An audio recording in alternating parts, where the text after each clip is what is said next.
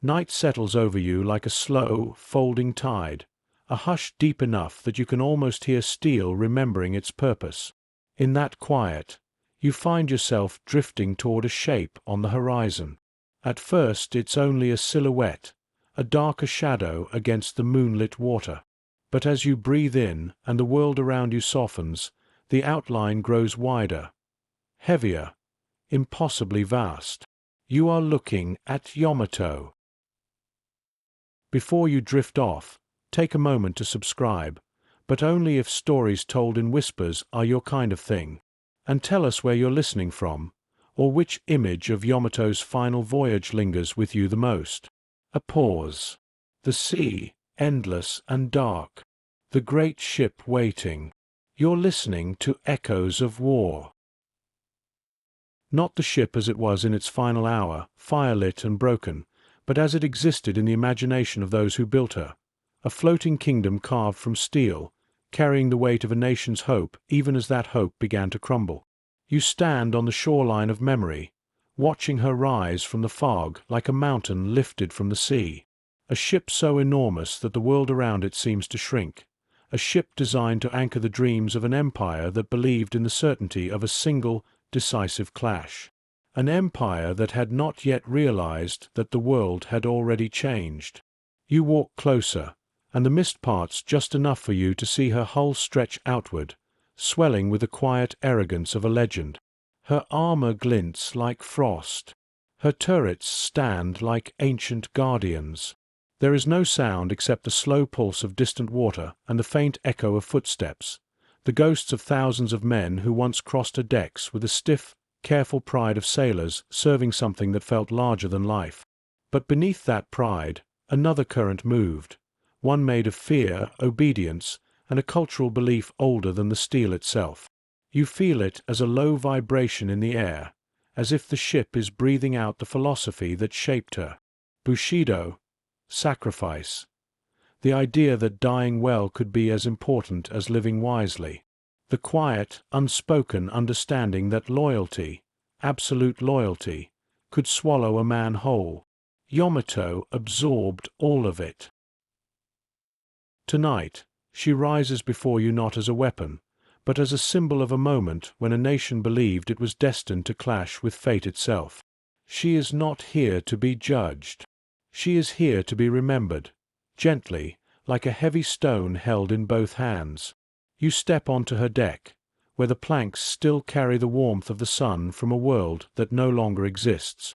The ship feels alive beneath your feet, an immense, floating temple built on ideals that were beginning to fracture. You can almost hear the distant murmurs of sailors cleaning rifles, tightening ropes, writing letters home they would never send. Their stories are not sharp or loud. They drift across the deck in thin threads, like smoke dissolving into the sky. Everywhere you look, you see contradictions carved into the steel. Yamato is enormous, but she feels tired. She is powerful, but she carries more sorrow than strength. And beneath it all, somewhere deep within her armored heart, lives the quiet knowledge that she was born too late to matter in the world she entered. But ships, like people, do not choose their destinies. The wind shifts, and the scene around you blurs. Time folds in on itself. The great hull darkens. The sky dims. You watch Yamato transform from a symbol of pride to a vessel preparing for a journey from which it will never return. Operation Tengo rises around you like a tide, the final gamble of a nation on its knees. A one-way voyage ordered with a sense of ritual more than strategy. A mission built not on logic, but on the weight of expectation, honor, and the deep-rooted belief that death could still be meaningful if embraced completely. You feel the heaviness of that decision settle on your shoulders, as if you, too, have been asked to sail into the impossible. The ocean around you grows darker, turning from reflective silver to ink.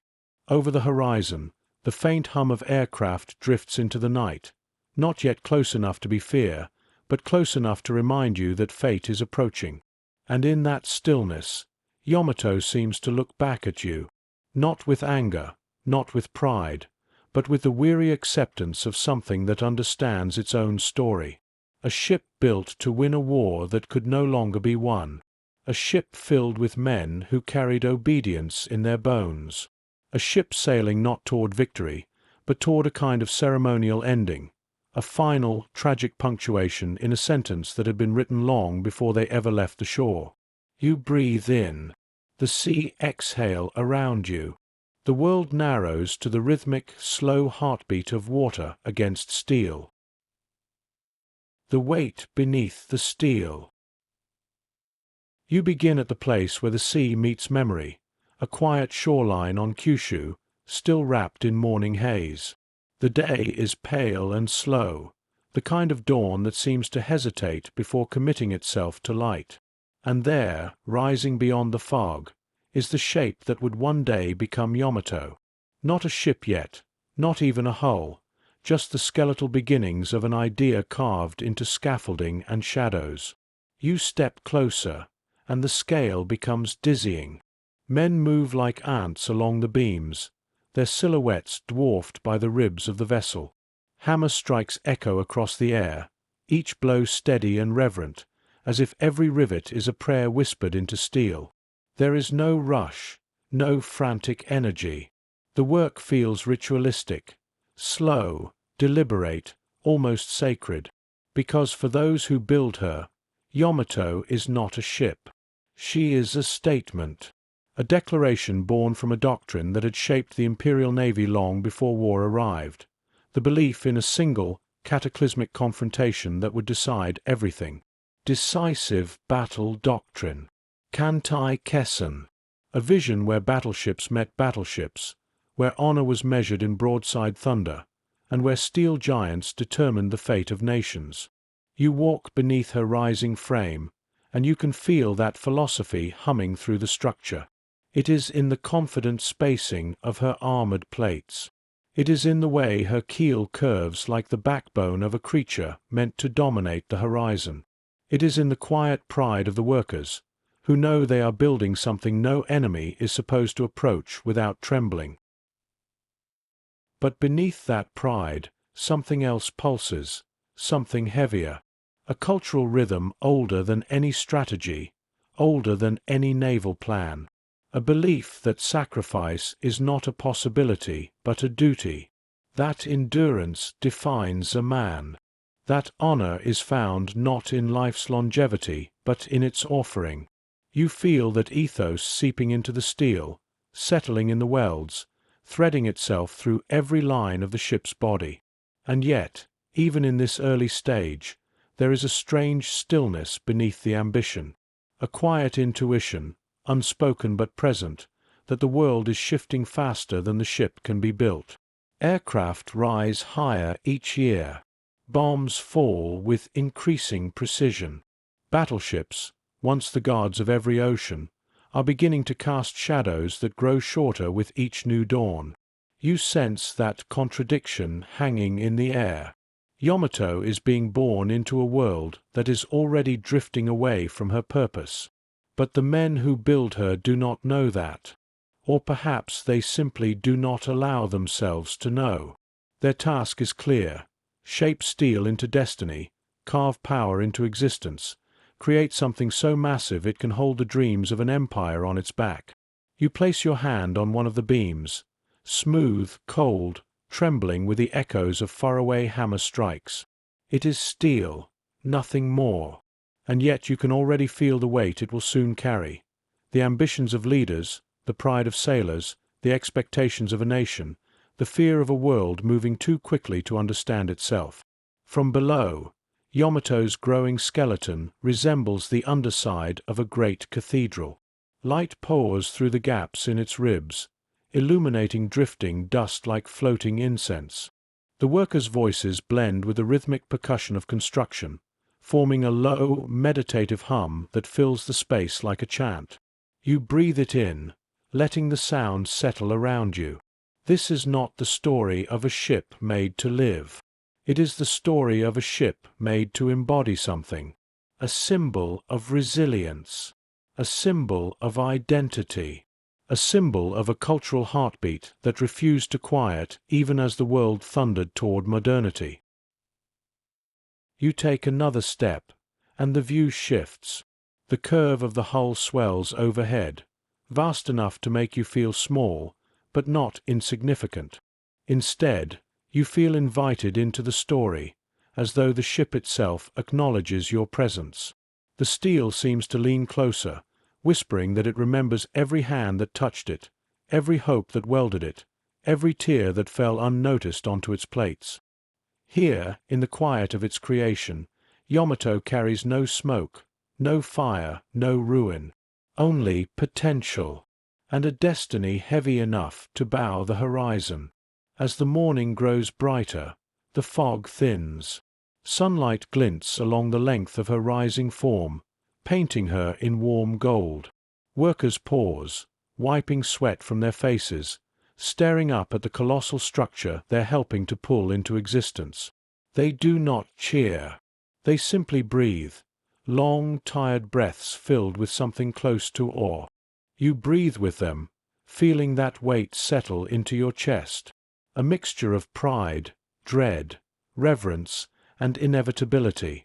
You stand in the shadow of something meant to be unstoppable, and yet, deep in its heart, even now, lies the quiet truth. No ship sails beyond its era, not even Yamato. The mountain beneath the waves. You walk along the dry dock's edge as the day grows older, and slowly, the immensity of what rises before you begins to alter your sense of scale. Yamato isn't being built, she's being summoned. Each new section of hull seems less like a panel being installed, and more like a geological formation pulled from the deep. A piece of ocean floor, refined into symmetry. A mountain raised from water. From the scaffolding above, sparks fall like orange rain, drifting downward in gentle arcs. They hiss out on the steel plates, disappearing before they ever reach the ground. Workers move among the shower of light without flinching.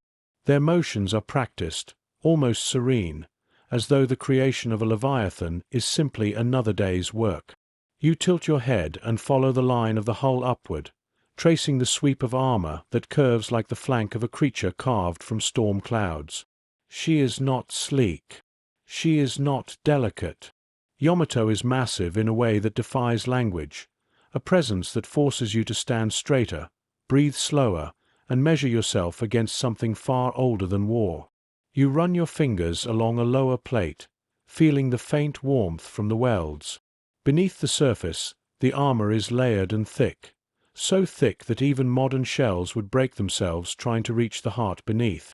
This was the intention, a ship that could not be defeated in single combat, a floating fortress beyond the reach of anything afloat.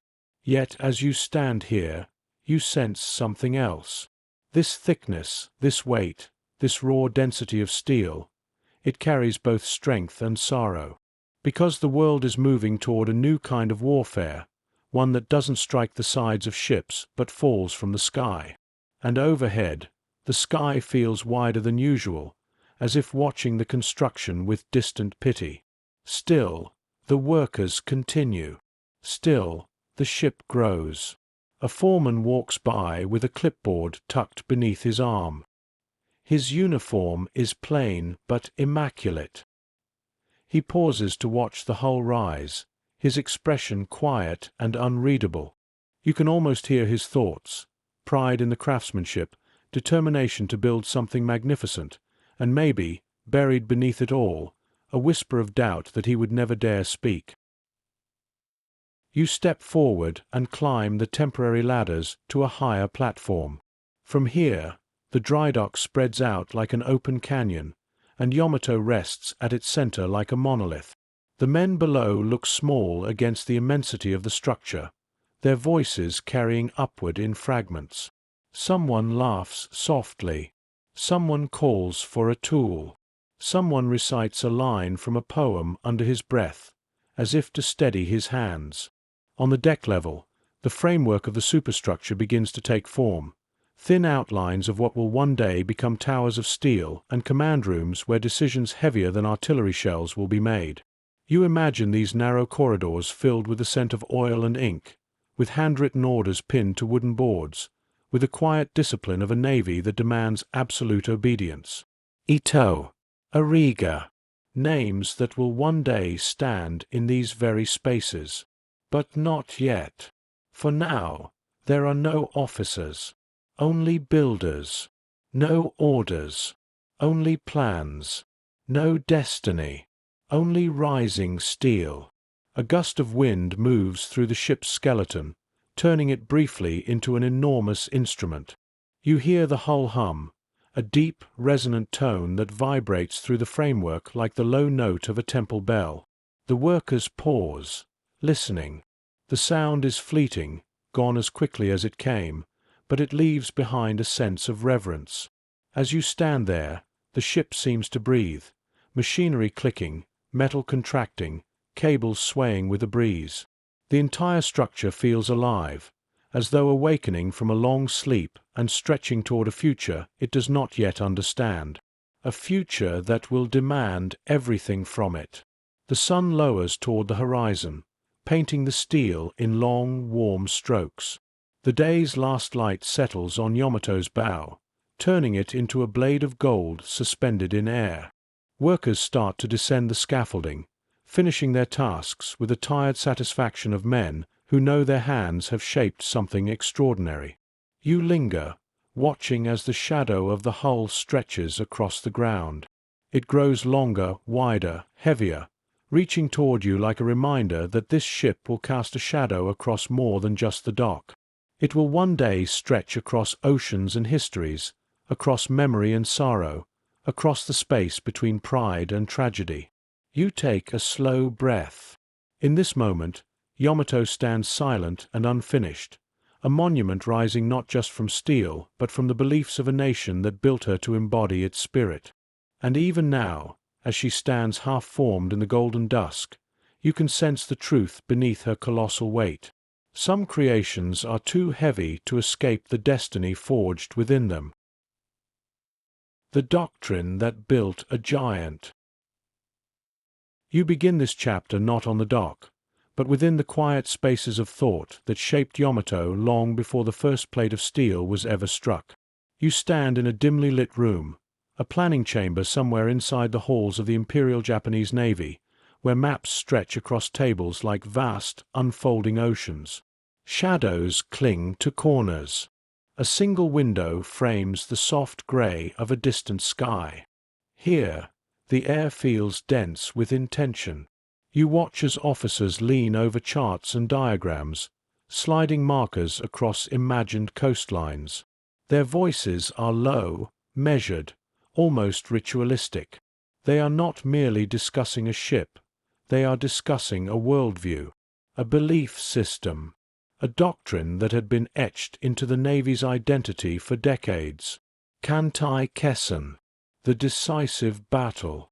You move closer, listening as the philosophy takes shape in their murmured words. According to the doctrine, war at sea is not a drawn-out contest, but a single, titanic confrontation. Two fleets would meet. Battleships would exchange thunder. Victory would fall to the side with stronger steel, steadier nerves, and the will to endure the enemy's fire. It is a vision born from earlier times, from Tsushima, from the echoes of past glories, from the certainty that discipline and sacrifice could steer destiny. The officers believe in it with a kind of reverence. You see that conviction in the straightening of their backs, the firmness with which they place each figurine representing a ship. But beneath their confidence lies something quieter, a fear that they will never speak aloud. The world is changing. Aircraft now strike farther than guns can reach. The sky is becoming more dangerous than the sea. War is slipping out of the hands of battleships. And yet, battleships are what they understand. Battleships are what they trust. You feel their hesitation drifting in the room like smoke. But it never becomes words. Instead, they cling more tightly to the doctrine, because to let go would be to admit they are sailing into a future they cannot control. One officer taps the outline of Yamato's proposed design. His voice sharpens with pride as he speaks of armor thick enough to shatter shells, of guns massive enough to rival mountains, of firepower so overwhelming that no enemy would dare approach. Yamato is to be the embodiment of the doctrine, the final, perfect expression of a belief that steel decides fate. But even as they speak, a subtle tension fills the space. Here, in this room, philosophy presses against reality. Tradition pushes against change. Pride stands against the tide of modern warfare. You sense the officers feel it too. Their tone carries the faint, brittle edge of men who know their grip on the future is slipping. You shift your gaze to the maps. They are marked with circles representing air bases, dotted lines representing bomber ranges, arrows indicating the reach of enemy carriers. These symbols do not belong to the old world of battleships. They belong to something new, something fast, unpredictable, airborne. Yet Yamato must exist. She must represent everything their doctrine demands. You watch as they finalize the plans, their movements sharp and decisive. The ship they envision is not built for retreat, not built for flexibility. She is built for one purpose: to meet the enemy head-on in a clash that will shape history. But history does not always honor the plans we write for it. You step away from the table and move toward the window. Through the glass, you see the distant coastline of Japan, mountains rising like folded paper, villages scattered among fields, the ocean stretching outward with a calm that hides its depths. This landscape, timeless and solemn, has shaped the hearts of the men who design Yamato. Its spirit is reflected in their decisions: endurance, stoicism, the acceptance of sacrifice. These values seep into the ship itself. As you stand there, the sky grows slightly brighter. A faint beam of sunlight breaks through the clouds, illuminating the room just enough for you to see the shifting expressions of the officers, their pride, their worry, their determination to hold on to an ideal that the modern world is already eroding. You sense, in this moment, that Yamato is becoming more than doctrine. She is becoming a bridge between eras, a final, monumental step from a past that refuses to yield, into a future that will not wait. And somewhere deep within the silence of the room, you feel the truth.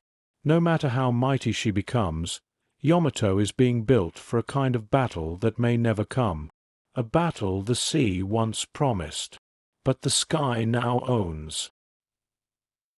You leave the planning room behind and walk into a corridor that smells faintly of ink, tatami, and the dust of old books. The walls here are lined with framed photographs, admirals from another age, battleships whose silhouettes once defined empire and ambition. Their stern faces watch you as you pass, and for a moment you feel as though every pair of eyes is asking the same question: can the past survive the future? You step outside into the open air, where a chill breeze moves across the naval yard. The world beyond the door feels wider, louder, filled with the distant hum of factories, the clatter of trains carrying raw metal, and the deep, resonant thrum of engines being tested. This is no longer a place of philosophy. This is the place where theories forged in quiet rooms must become real. You walk past rows of smaller vessels under construction, their frames delicate compared to the Leviathan rising in the main dock. Here, practicality rules. Destroyers being built to escort convoys. Submarines meant to roam in silence. These ships represent the future, fast, flexible, lethal in ways that battleships can't match. And yet, everyone's gaze eventually drifts back to the dry dock where Yamato is being formed.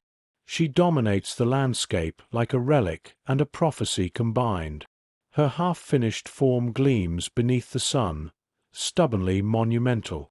Workers move along her surface with cables and welding torches, but even their tools seem inadequate against her scale. She is a giant in a world shifting towards smaller, lighter, faster. The contrast is not lost on you. Aircraft roar overhead, naval training flights, their engines slicing through the air with casual authority. Their shadows skim across the battleship's rising hull like omens, dark shapes sliding along steel that was never meant to fear anything airborne. The workers look up briefly, squinting against the glare. Some admire the planes. Some ignore them. Some, quietly, seem unsettled. You watch the aircraft vanish into the horizon, leaving behind trails that fade quickly. In that brief moment, you feel the tension between eras sharpen, the weight of tradition pressed against the momentum of innovation. Yamato will be completed. Yamato will be magnificent. But Yamato will also be an answer to a question the world is no longer asking. You continue your walk, moving closer to the dry dock. The scaffolding now forms a sprawling forest of wooden poles and steel beams. Climbing higher, you reach a vantage point where you can see the ship's shape beginning to reveal itself. The long, sweeping bow, the armored citadel rising like a stone fortress, the massive barbette foundations where her turrets will stand. It is breathtaking and heartbreaking, because even now, you can feel the shadow of inevitability drifting through the air. Yamato's power is real. Her guns will one day be the largest ever mounted on a warship, but her vulnerability is quietly woven into her destiny, not through any flaw in design, but through the simple truth that the world has evolved beyond her. She is perfection built for a kind of war that is already dying. You walk along the length of the hull, your footsteps echoing softly. Beneath the scaffolding, you hear fragments of conversation between workers. Even Yamato cannot stop an aircraft, someone murmurs. But she will inspire fear, another replies. Fear does not sink planes, a third voice whispers. The men fall silent as you approach, their expressions guarded. They love the ship they are building. They respect her. They feel her power. But they are not blind to the changing tide. These workers, more than anyone, know the language of steel. They understand strength. And they understand when strength becomes memory instead of advantage. You pause near the bow, letting your hand rest on the cool, unfinished surface. It's smooth beneath your palm, polished, cold, immense. And as you stand there, you realize that Yamato carries a paradox within her armor. She is the pinnacle of battleship design, and yet she is obsolete the moment she touches water. You close your eyes and breathe in the scent of metal and salt. The wind wraps around you, soft and steady. Somewhere far off, a ship's whistle echoes, long and lonely. The truth settles quietly. Yamato is not simply a warship. She is a monument to a belief system nearing its final chapter, a symbol of everything Japan once trusted, and everything it would soon be forced to confront. As you open your eyes, the last light of the day touches her hull, turning the steel to gold for a fleeting moment. It is beautiful, it is tragic, and it is already fading. The spirit of the crew. You step away from the towering hull and move into a quieter corner of the naval base, a long, low wooden building where uniforms hang drying in the breeze and boots line the entrance in neat, disciplined rows. Here, the air is different, less metallic, more human. You hear murmured voices, the soft scrape of brushes on fabric, and the rhythmic clatter of men preparing for something far larger than themselves. This is where Yamato's spirit is forming long before she ever touches the water, through the men who will one day serve aboard her. You slide open the door and step into a barracks room warmed by afternoon light. Tatami mats run along the floor. Bedrolls are arranged with exacting precision. The smell of chalk and oiled cloth lingers in the air. Young sailors sit cross-legged, cleaning rifles with quiet focus, their movements slow and methodical. Others polish brass fittings, the repetitive motion soothing, almost meditative. They do not yet know the weight of the ship they will serve, but they feel it. You see it in their posture, straight-backed, shoulders squared, eyes steady. Some wear expressions of eager pride. Others carry the subdued seriousness of men who understand that discipline is not just expected, but required. Even here, in this simple room, the cultural currents that shape them flow beneath every gesture. Duty, sacrifice, endurance without complaint. These values fill the space like incense, rising from generations of tradition. You can almost hear the echo of old voices reminding them that a man is measured not by comfort or safety, but by how willingly he offers himself to something greater. A petty officer walks between the rows, inspecting uniforms. His footsteps are soft but absolute. He pauses beside a young sailor whose hands tremble slightly as he folds a cloth around his rifle. The officer says nothing. He simply places a hand on the young man's shoulder, a gesture more grounding than any speech. The trembling stops. You sit among them, unseen but present, feeling the quiet strength in the room. These men are not warriors yet. They are sons, students, fishermen, clerks, drawn from small towns, coastal villages, and faraway prefectures where mountains rise like watercolor shadows. Their reasons for joining vary: patriotism, duty, family pressure, escape, honor. But once inside this room, all those reasons merge into a single shared identity. They are Yamato's crew. Outside, the sun shifts, casting long stripes of gold across the floor. A few sailors begin to write letters home, their brushes moving slowly across thin paper.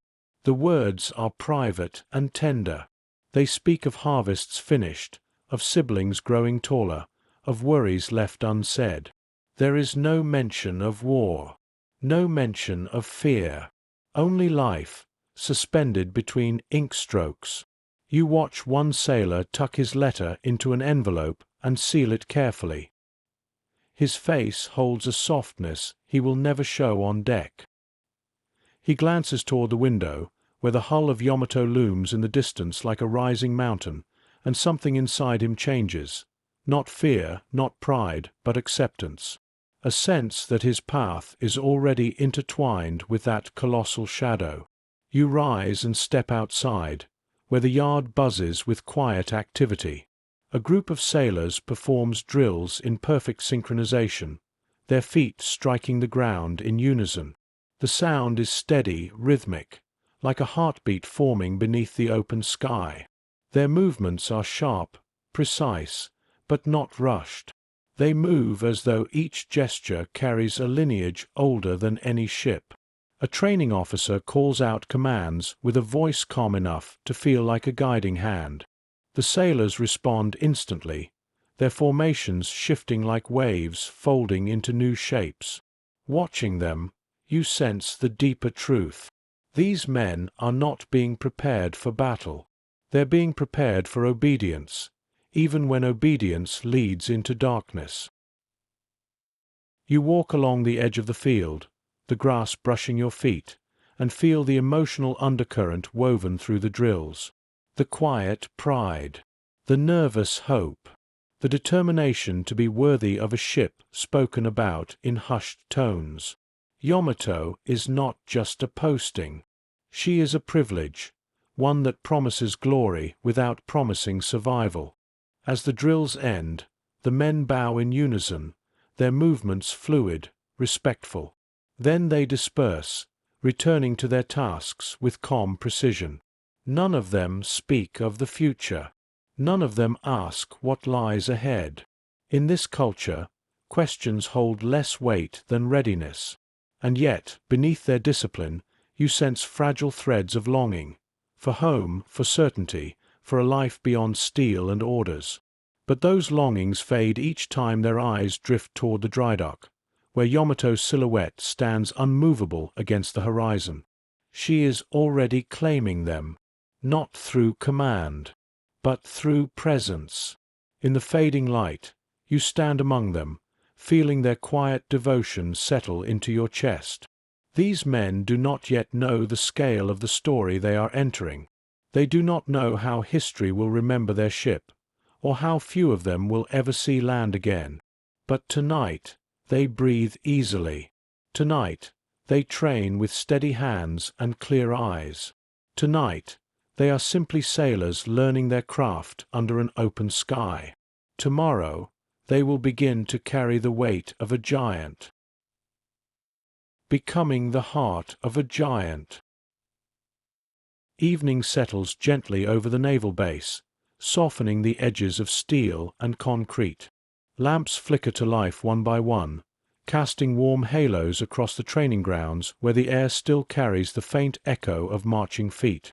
You walk alongside the sailors as they return from their drills, their uniforms damp with sweat, their movements slower now, not from exhaustion, but from a deep, disciplined calm. You follow them to a narrow building near the docks, where the scent of rice and miso drifts into the twilight. Inside, long wooden tables are arranged in neat rows. The men sit shoulder to shoulder, eating in silence broken only by murmured conversation and the soft clatter of chopsticks. There is nothing luxurious here, only simple food meant to steady their bodies after long hours of repetition. But in this space, something essential is happening. You watch as bonds form, quiet, almost invisible threads weaving between the sailors as they share the same bowl, the same laugh, the same fatigue. These small interactions, humble and fragile, will one day anchor them when the sea turns violent and the world narrows to the trembling deck beneath their boots. A young sailor jokes about how enormous the ship is becoming. Another answers with feigned confidence. If the ship is that big, maybe the ocean will be too afraid to swallow it. The laughter that follows is soft, but edged with truth. They know size offers no guarantee, and though the fear remains unspoken, it lingers in the silence between sentences, the knowledge that destiny is pulling them toward a place where bravery and helplessness often share the same breath. You step back and let their voices fade into a gentle murmur. Outside, night has already claimed the sky. Stars scatter faintly above the dry dock, reflected in the dark water pooled at its base. You walk toward the colossus rising there, drawn by the quiet gravity of her unfinished form. A watchman stands at the dock's edge, pipe smoke curling around him in ghostly swirls. He looks up at Yamato with an expression you cannot quite name, part pride, part solemnity, part something older, like reverence for a mountain or a storm. When he exhales, the smoke drifts upward and mingles with the night air. "She will ask much of them," he says softly, as if speaking to the wind rather than to you. You look at him, unable to fully see his face in the dim light, but his voice carries the experience of someone who has seen ships leave and return, and sometimes not return at all. "More than they understand," he adds. You feel the truth of those words settle inside you like a stone. Walking closer to the ship, you place your hand on the wooden railing overlooking the dry dock. Yamato's hull looms above, catching faint glimmers of starlight along its vast surface. Even in shadow, she feels immense, a sleeping creature whose breath you can almost hear in the slow creak of metal cooling from the day's heat. And somewhere inside that steel, you feel the presence of the men you met earlier, not physically, but in the way their hopes and fears are already weaving themselves into the ship's identity. A battleship is more than armor and guns. It is the sum of every heartbeat aboard it, every footstep on its deck, every silent promise made by those who will one day follow its commander's final order. These men, young, disciplined, quietly dreaming of home, are becoming Yamato's soul. You close your eyes and let the night envelope you. You hear the faint rhythm of waves against the dock, the distant call of a lone night bird, the soft hum of machinery kept running long after the workers have gone home. These sounds blend into something resembling a lullaby, a calm before any storm, a moment of stillness where the future feels like a story whispered from far away. And then, a gentle shift in the air. You sense the men in their barracks, sleeping now, their breaths slow and even. Some dream of home. Some dream of open seas. Some dream of medals, honor, and stories they hope to bring back. Their dreams drift like lanterns into the night, fragile lights hovering above the quiet base. Above them all, Yamato stands watch. Silent, patient, absorbing their dreams, their fears, their unspoken promises. She is not complete yet, but already she is gathering life inside her, the collective spirit of the sailors who will soon walk her decks, their hearts beating as one beneath her rising weight. In this moment, nothing has been lost. Nothing has been decided. Everything still exists in the soft glow of possibility. And as the night deepens, you stand beneath the great shadow of the ship, feeling the truth that will follow them into every chapter of their lives. A ship is only steel until men give it purpose. But once they do, it becomes something that the sea cannot forget. Awakening the giant. Morning arrives with a thin veil of mist clinging to the surface of the harbor.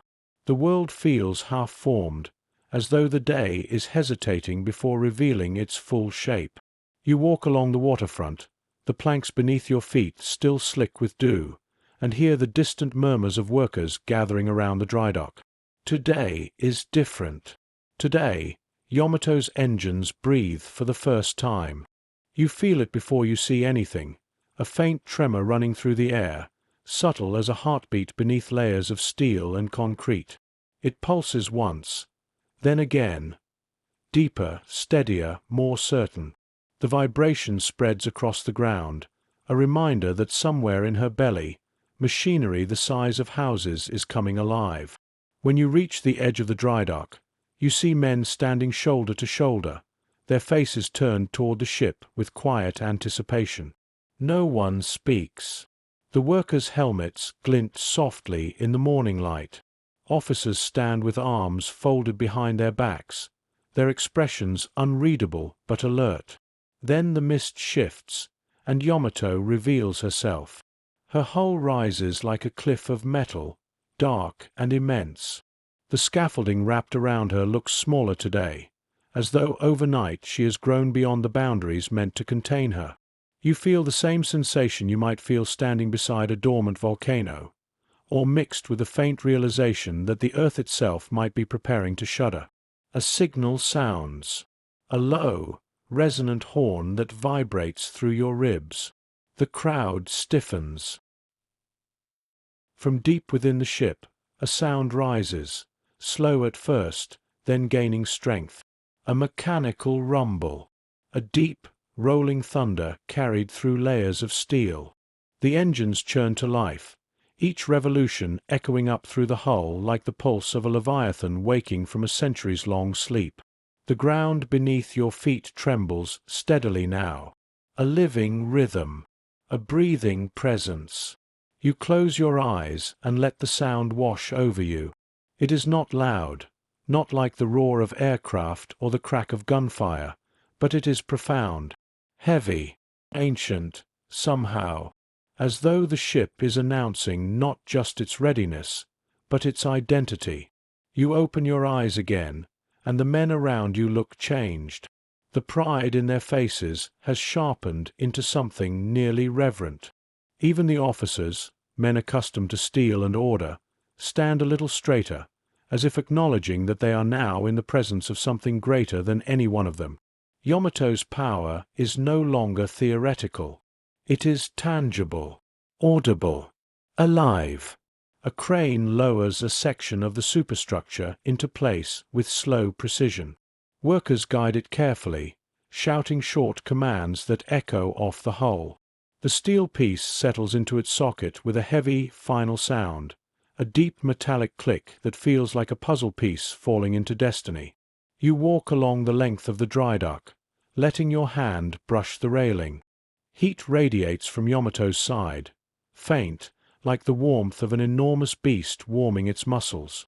She feels different today, no longer an assembly of parts waiting to be fused together. Now she feels singular, unified, a ship in spirit as well as shape. As you move toward the bow, the morning mist begins to lift completely. Sunlight spills over the harbor, turning the water into mirrored glass. A small group of sailors stands nearby, watching the ship with a mixture of pride and quiet disbelief. One of them speaks softly. It feels like she's breathing. Another nods. None of them laugh, because they feel it too. The ship's engine hum resonates like a tone struck inside a massive bell. It echoes into the water, into the air, into the bones of everyone who stands here bearing witness. You realize that today marks a turning point, the moment Yamato stopped being an idea and became a force that no one knows how to control, a force that will shape the men who serve on her, a force that will one day sail into a fate no engine could outrun. You step back and take in the full silhouette, rising against the newly cleared sky. She towers above everything, not yet complete, not yet armed, but already carrying the undeniable presence of something destined to leave a mark upon the world, whether through victory or loss. Behind you, a senior engineer speaks in a low voice to another officer. She will be the pride of the fleet. A pause. But pride is heavy. The words linger in the air long after they stop speaking. You watch the ship continue to tremble with life, her engines settling into a deep, steady rhythm. Around her, the base moves with renewed urgency, as if everyone understands that time has accelerated, that history is impatient. You take one last breath, feeling the vibration pulse through you. The giant has awakened, and once awakened, she will never again be just steel. The day the sea first knew her name. By afternoon, the shipyard hums with an energy you haven't felt before, a subtle shift beneath the ordinary routine, like the air itself has realized that today is a day history will remember. Word has spread among the workers and sailors. Yamato is preparing for her first taste of water. You move through the crowd as they gather along the edge of the dry dock, each person claiming a vantage point. Some stand on crates, others on ladders, others simply lean forward as if proximity alone will allow them to feel the moment more deeply.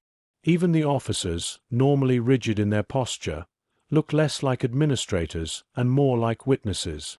The hull towers above everyone, polished, immense, impossibly heavy. Yamato stands poised like a giant held in place only by the last threads of its birth. She seems too vast to move, too monumental to ever submit to something as fluid as the sea. And yet today she will. You find a place near the end of the dry dock, where the shipyard workers have lined up heavy ropes and wedges, their hands poised, waiting for the final signal. The sun sits high above, turning every rivet into a point of reflected light. For a moment, Yamato looks less like a battleship and more like a shrine, a sacred object forged from the ambitions and fears of a nation. A whistle pierces the air. The crowd stiffens. A senior officer steps forward, his uniform immaculate, his voice carrying across the dock with ceremonial gravity. He does not speak of war. He does not speak of victory. His words are simple, almost gentle. Let her meet the sea. The workers move. Wedges are knocked free with precise strikes. Ropes snap loose. A deep groan resounds through the steel as the ship's weight shifts, a resonant ancient sound like a mountain cracking open. The entire crowd seems to inhale at once. And then she moves. Slowly at first, as if reluctant to leave the cradle that shaped her. The hull slides forward with a grace that contradicts its mass, gliding along greased rails like a creature waking from a long, heavy sleep. The vibration spreads through the ground beneath your feet, a steady, rolling tremor that feels like heartbeat and thunder combined. The moment stretches. The air holds its breath. Then Yamato meets the ocean. Water erupts along her sides in a burst of white foam, shimmering under the sun. The sound is not loud, but it is vast, a deep, sweeping rush that feels like the sea exhaling in welcome. The hull settles into the water with a slow, majestic inevitability, cutting a path through the harbor like a blade through silk. The crowd reacts not with cheers, but with quiet awe. Some bow their heads. Some smile. Some simply stare, unable to look away. You feel the emotion ripple through them. Pride, reverence, fear, hope, all tangled together into a single silent moment. A few sailors exchange glances, their eyes bright with something that feels almost like disbelief. They have trained for months, imagining the day they would stand aboard her. Now she floats before them, alive and undeniable. You step closer to the water's edge. Yamato's reflection stretches across the harbor, long, dark, and impossibly still. The sea cradles her gently, as though testing her weight, her balance, her presence. For a moment, the world narrows to the sound of waves brushing against her hull, soft, rhythmic, intimate, as though the ocean is whispering to her, asking if she is ready for what lies beyond the horizon. From the pier behind you, an older shipyard worker whispers, "Now she belongs to the sea." The words sink deep, because in this instant, Yamato is no longer just a creation of men.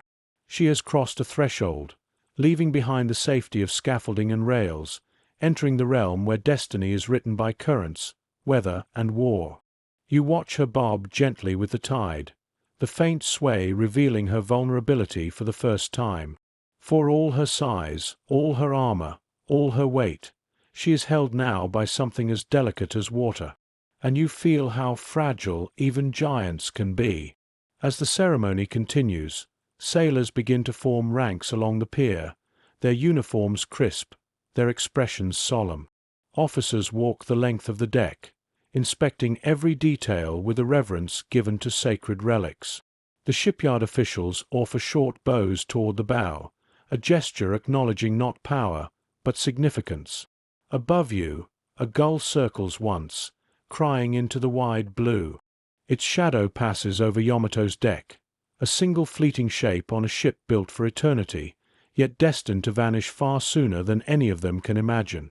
When the sun reaches the height of the sky, its light paints the vessel in gleaming gold. For a moment, she looks almost peaceful, resting quietly on the calm surface of the harbor. An icon of engineering, a masterpiece of ambition. But beneath that beauty lies a truth. The moment she touched the water, her fate began to unfold. You stand there, letting the sight burn itself into your memory. The birth of a legend, the first breath of a tragedy, the beginning of a voyage that will end not with glory, but with a kind of sorrow the sea itself will never forget. Yamato floats now, heavy, towering, unstoppable. And yet, as you look at her silhouette against the bright horizon, you feel the smallest tremor inside your chest. A whisper, a warning, a sense that even giants cannot escape the tides that wait for them. First steps into the open sea. Dawn breaks pale and soft across the harbor as you step onto the pier, the wooden planks cool beneath your feet. Mist coils low over the water, drifting like breath across the surface. The world feels suspended, quiet, colorless, waiting.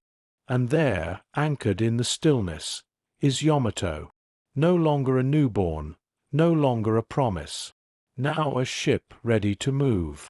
The crew gathers along the dock in crisp lines, their uniforms immaculate, their faces composed in that calm, almost stoic expression born from discipline rather than ease. You sense the anticipation among them, thin, silent threads pulled taut. Today is the day they will take their first steps onto the deck that will become their entire world. You watch as they board one by one, their boots thudding softly against the gangway. A few glance up as they climb, their eyes widening as the sheer height of the hull towers above them. Standing so close, Yamato feels impossibly vast, her sides rising like a cliff of brushed steel, her decks stretching outward like the surface of a floating continent. For many of these men, this is their first posting on a ship of this magnitude. For all of them, it is their first posting on Yamato. The pride they feel is real, almost tangible, and yet their steps are careful, reverent. You follow them aboard. The deck beneath your feet is broad and solid, its surface still smelling faintly of new lumber and fresh paint. Sailors move with practiced precision, checking ropes, coiling cables, ensuring nothing is out of place. Officers walk slowly along the railings, offering nods of approval or quiet corrections. Everywhere you look, the ship hums with controlled activity, not frantic, not rushed, but purposeful. This is the day of her first sea trial. A low signal echoes across the water, deep and steady. The sound rolls through the hull, vibrating like a low chord struck on an enormous instrument. The crew stiffens. Lines are cast off. Ropes are drawn back. And with a slow, deliberate shudder, Yamato begins to move. The motion is subtle at first, a gentle shift beneath your feet, a faint stirring in the water.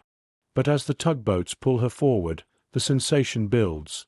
The deck tilts ever so slightly, the hull cleaves through the harbor, the world begins to drift past in slow, sweeping motion. Yamato has left the safety of the dock. She is entering the open sea.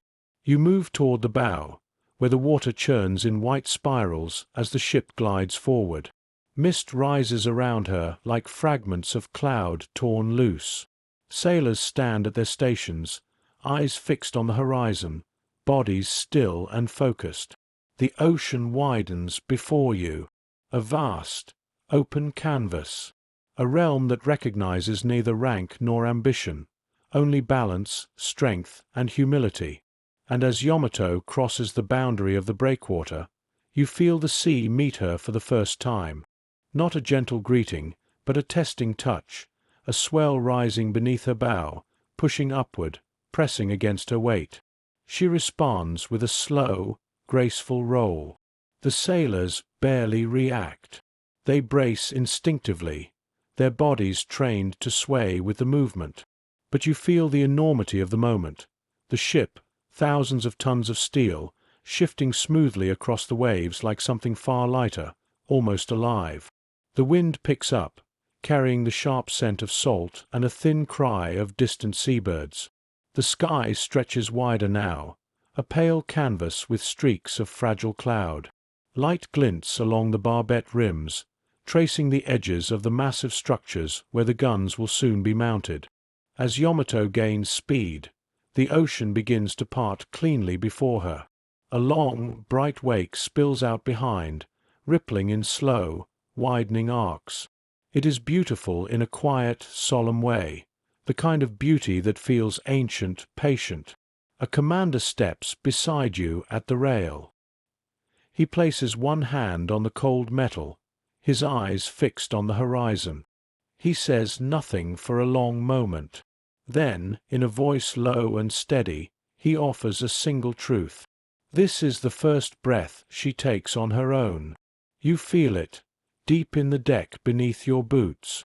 Yamato is no longer a structure, no longer a project. She is a vessel in motion, bound to the sea and responding to its moods. Waves curl along her flanks. The hull groans softly as it adjusts to the shifting pressure. Her engines thrum with deliberate rhythm, each beat rolling through you like distant thunder softened for sleep. You look back toward the coastline. The shipyard is growing smaller, shrinking into the haze. The past fades behind you. Ahead lies the open expanse of the Pacific, a deep, endless blue waiting for the story that will unfold upon it.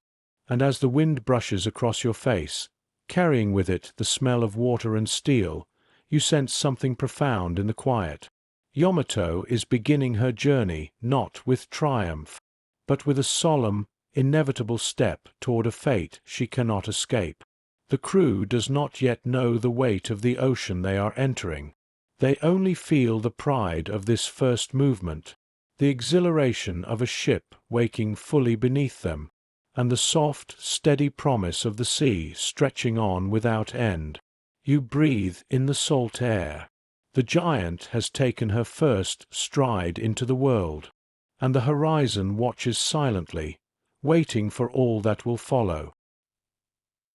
Learning the language of the sea.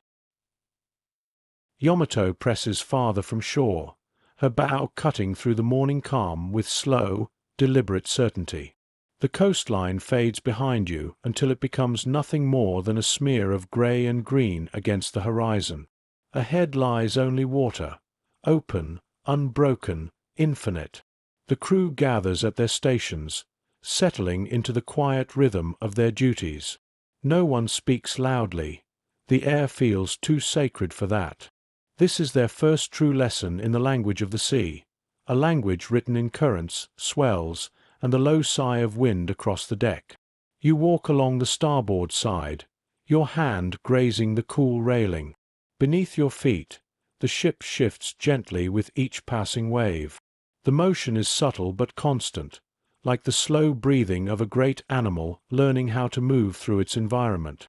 Even the smallest ripple of water feels monumental when transmitted through a hull this massive.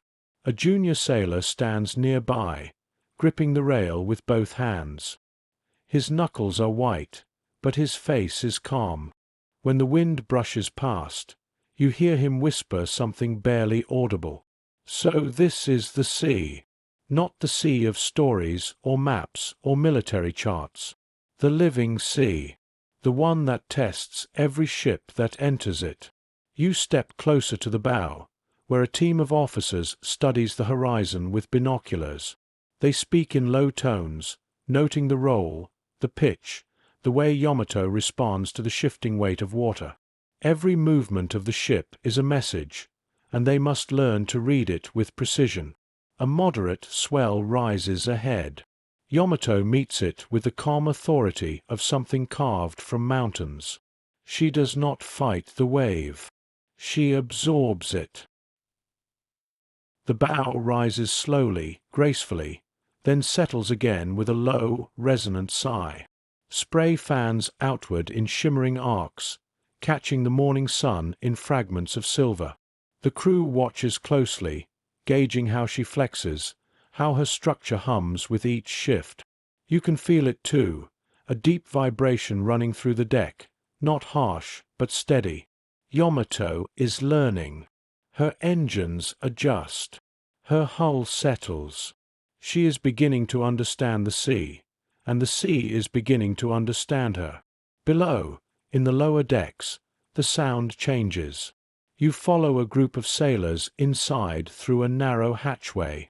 The interior hums with a warm, constant rumble. Pipes line the walls like veins. The air smells of oil, metal, and fresh paint. Here, the ship feels more alive than anywhere else, a labyrinth of machinery, corridors, and low-lit chambers where the heartbeat of the vessel pulses without rest. In the engine room, men stand beside colossal turbines, their faces lit by the glow of gauges and lamps.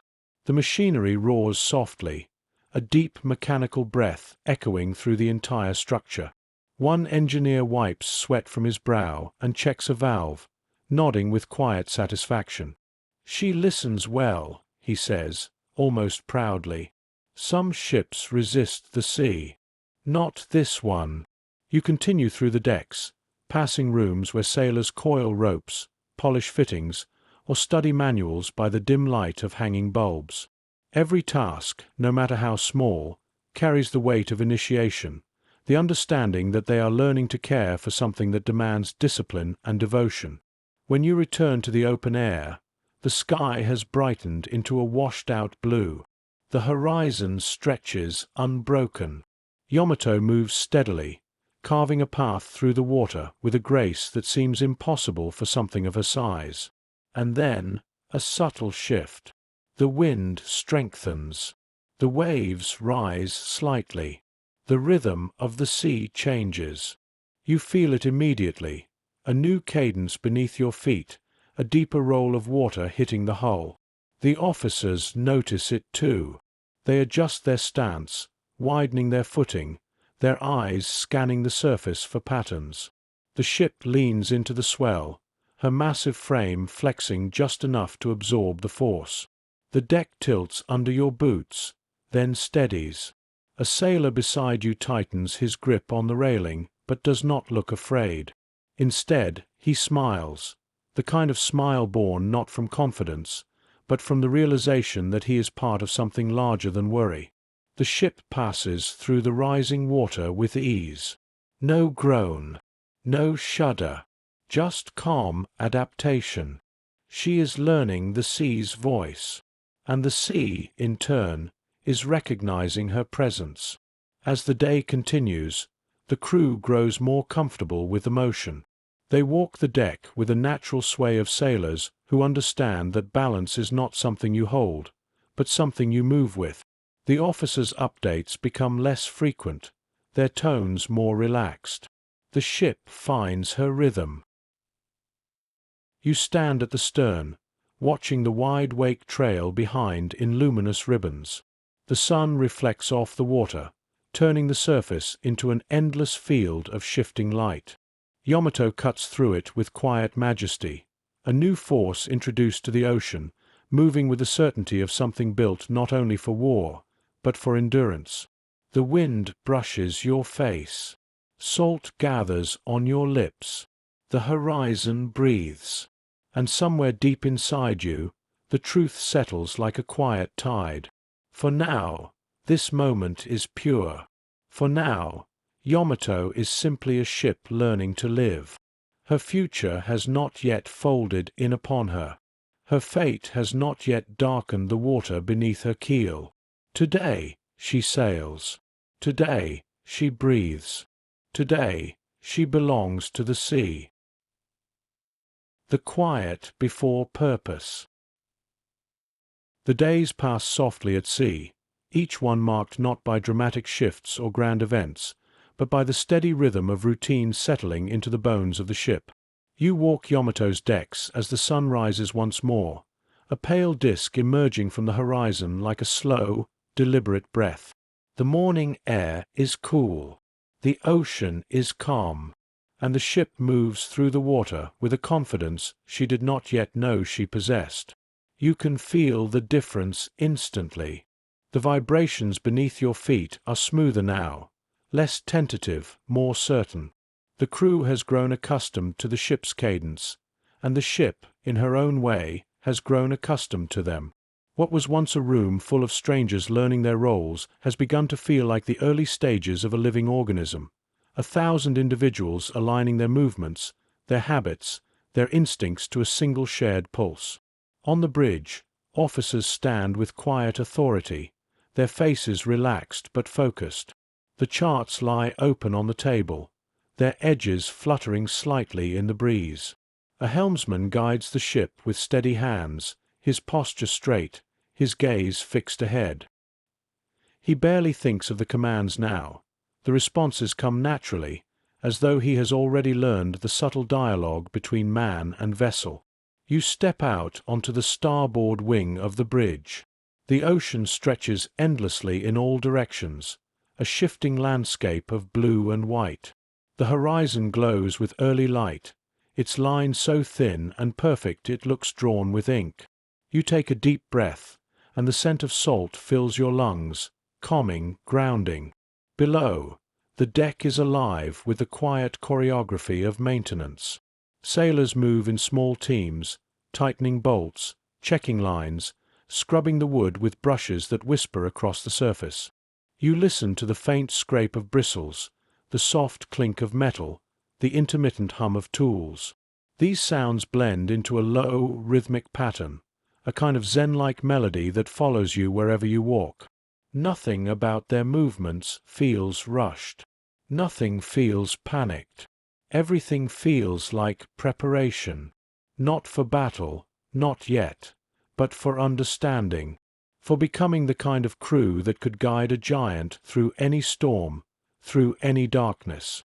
You make your way toward the bow, where the wind is stronger. It pulls at your clothes, sharp and cold, but refreshing. From here, Yamato's length stretches out behind you like a moving continent, solid, vast, unwavering. Her bow cuts a clean line through the water, sending up sprays of silver that glitter in the morning sun before falling back as mist. A sailor stands nearby, leaning slightly against the railing. He watches the sea with a far-off gaze, his hands tucked loosely behind his back. You can tell from his relaxed posture that this is one of the moments he cherishes, a pause between tasks, a brief communion with the quiet. He speaks without turning. She feels steady today. You nod, sensing the truth in his words. There is a subtle harmony in the air, not just between ship and sea, but between ship and soul. The men aboard her are beginning to trust her, and the ship is beginning to settle into its own enormous identity. A gust of wind passes through, carrying with it the faint scent of distant rain. Clouds gather low on the horizon, soft, gentle shapes, not threatening. Yamato glides toward them, unbothered, her bow lifting slightly as the waves grow taller. The crew reacts instinctively. They spread their weight. They bend their knees. They brace without thinking. They have become sailors, not simply by training, but by rhythm. You walk along the starboard promenade, where the deck curves gently around the hull. Here, the sea feels even closer. The waves rise and fall only meters below, their surfaces textured by light and shadow. The sound of the water brushing against the steel is constant, soothing, like the world's slowest heartbeat. Farther aft, you hear the distant clank of chain as sailors test the anchor mechanisms. Another group checks the flotation gear. Another cleans the ventilation grills along the hull. Each task is small, almost insignificant on its own, but together they weave the complicated tapestry that keeps a ship alive. You pause beside one of the massive turret foundations, bare for now, but already imposing. The metal smells faintly of oil and sun-warmed steel. You rest your hand on it and feel the faint hum of the ship coursing through the structure. It is easy to forget, in the softness of this moment, that Yamato is built for war. Easy to forget that her armor is thicker than any ship before her. Easy to forget that her guns, once mounted, will be capable of tearing open the horizon. Today, she does not feel like an instrument of destruction. Today, she feels like a vessel learning how to exist, how to float, how to breathe, how to move with the sea instead of against it. And yet, beneath that calm, you sense the heavier truth. A ship this powerful cannot escape the purpose written into its design.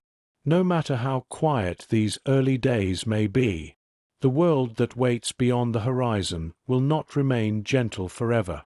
You step back toward the center of the deck, the wind brushing your face, the distant rumble of engines steady beneath your feet. The sky ahead is opening, the clouds thinning into streaks that catch the morning light. This is the last stretch of innocence Yamato will ever know. A calm chapter before the weight of destiny begins to settle. A quiet before purpose becomes unavoidable. The sea is teaching her, and soon the world will ask what she has learned. Where steel learns silence. Afternoon drifts slowly across the open water, turning the surface of the sea into wide, shifting sheets of silver. Yamato moves at a steady pace now, not fast, not slow, but with the quiet self-assurance of something that has finally discovered its own weight. You stand near the aft deck, where the wind softens and the low hum of the engines blends with the murmured conversations of sailors going about their tasks. There is a gentleness to this part of the day. The sun hangs high but muted behind thin veils of cloud. The air is warm enough to soften the chill of the morning, but not so warm as to feel heavy. The ship seems to glide rather than push, leaving behind a wake that widens into faint white trails before fading into the deep blue. A few sailors lean against the railing, gazing at the horizon with half-lidded eyes. Some are writing in small notebooks. Others simply let their thoughts drift with the water. On the deck below, a group polishes the brass fixtures with slow, circular motions. Each stroke catches a flash of light, as though the ship itself is absorbing the sun. You walk toward the central superstructure, where ladders and narrow walkways form a maze of passages. The scent of sun-warmed steel fills the air. Somewhere inside, a bell rings softly, a signal for a change in watch. The sound is crisp, delicate, almost musical. Inside one of the passageways, you find a small maintenance team inspecting gauges along the bulkhead. One sailor taps gently at the glass, his brow furrowed in concentration. Another adjusts a valve with careful precision. They don't speak, but their silence is not tense. It is focused, comfortable. A kind of shared stillness has settled over the ship. You move deeper within the interior, the narrow corridor lights flickering softly as the ship rolls with a gentle swell. The metal walls vibrate with the hum of machinery, a low, steady resonance that feels almost like a meditation. You pass a storage room where neatly coiled ropes line the shelves, each one arranged with a kind of deliberate order that says more about the men than the equipment. You pause, listening. The ship is no longer filled with the sharp clangs and hammer strikes of construction. She has entered a new phase, a period where steel learns silence, and men learn how to listen for what silence hides. A soft tapping echoes from below, a rhythm so steady it blends into the heartbeat of the vessel. You follow the sound until you reach an open hatch leading down to the engine compartments. Warm air rises from below, heavy with the scent of oil and heat. You descend carefully. In the lower decks, the noise is deeper, more resonant. But even here, it's not overwhelming.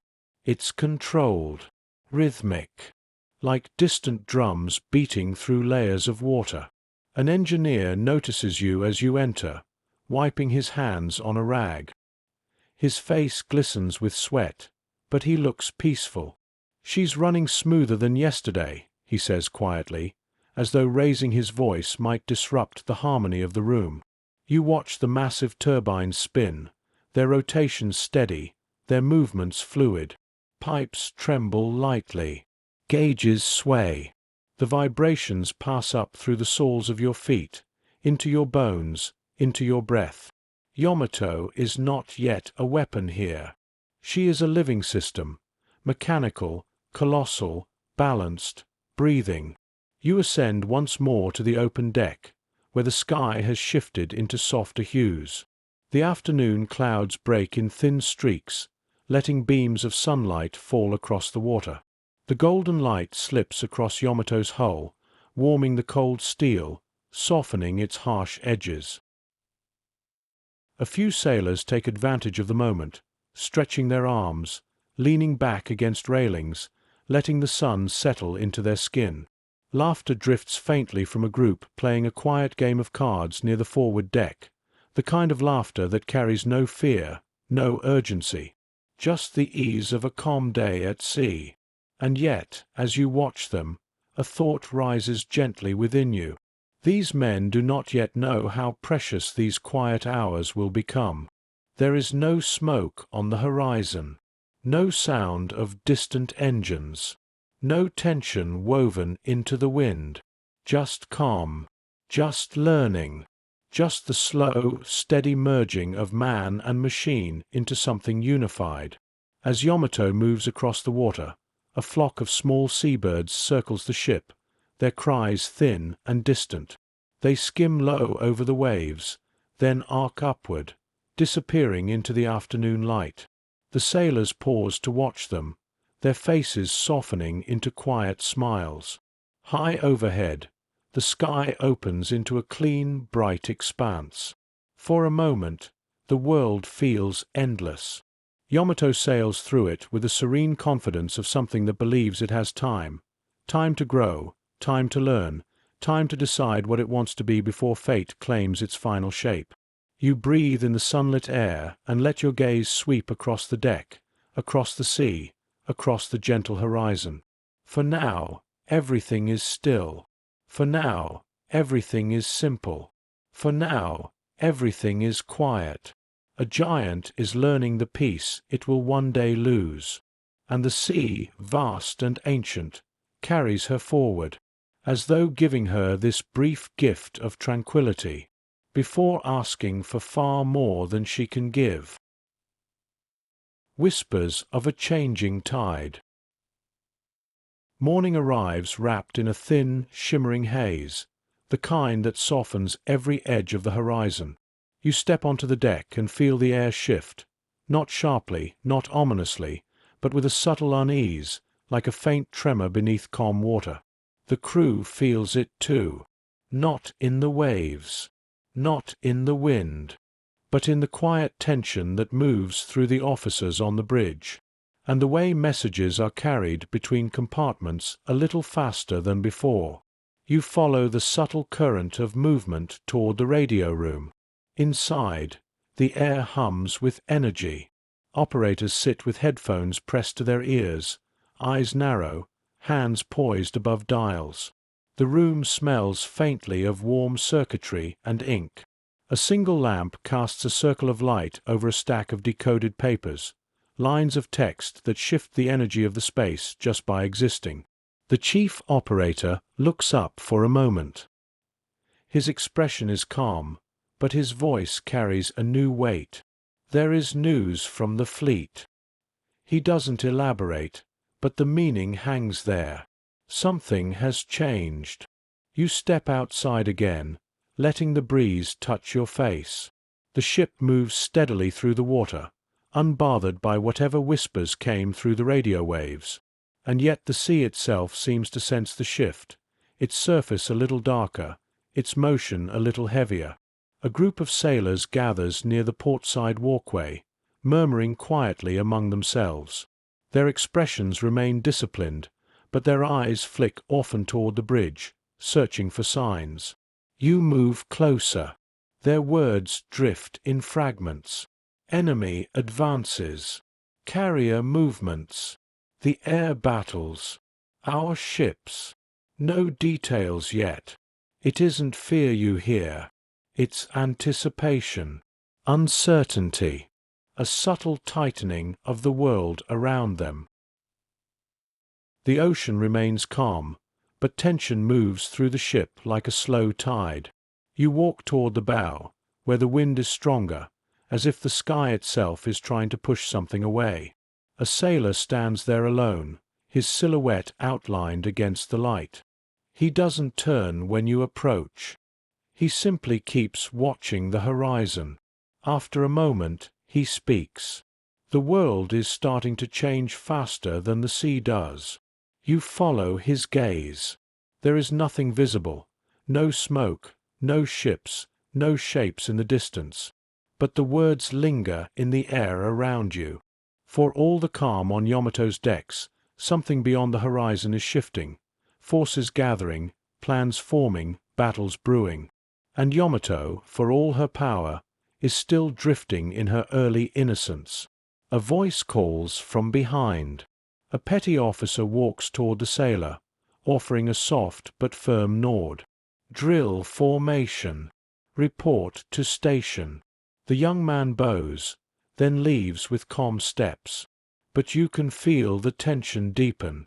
You watch as the crew gathers on the main deck for the drill. Their movements are crisp, polished. Commands ring out in steady cadence. Arms swing in unison. Boots strike the deck with perfect timing. It is discipline at its purest, and it feels suddenly heavier than it did days ago. The drill is not more intense. The commands are not sharper. But the atmosphere has changed. Purpose is beginning to enter the space where routine once lived. You walk along the side of the deck, listening to the synchronized steps. The sky above you darkens slightly as clouds gather in slow-moving curtains. A gull cries overhead, wheeling through the air as though searching for something far beyond the horizon. The ship turns slightly, adjusting its course. The world seems to tilt with her, a quiet shift that sends a ripple through the crew. Inside the navigation room, officers examine new coordinates, speaking in hushed tones. One marks a line on the chart with steady hands, though his jaw tightens with each stroke. You sense the question unspoken. Is Yamato's quiet training time coming to an end? Outside, you hear the call for engines to increase speed. The deck hums with new vibration, stronger, deeper, more deliberate. The crew responds instinctively. Tools are stowed. Stations are manned. Silence settles. A moment ago, the ocean felt like a cradle. Now, it feels like a threshold. You step toward the railing and watch the water peel away from the bow in a widening arc. The waves build slightly, carrying the ship with firmer resistance. The vibration in the deck grows. The horizon begins to tilt with purpose. Yamato is no longer drifting through her early days.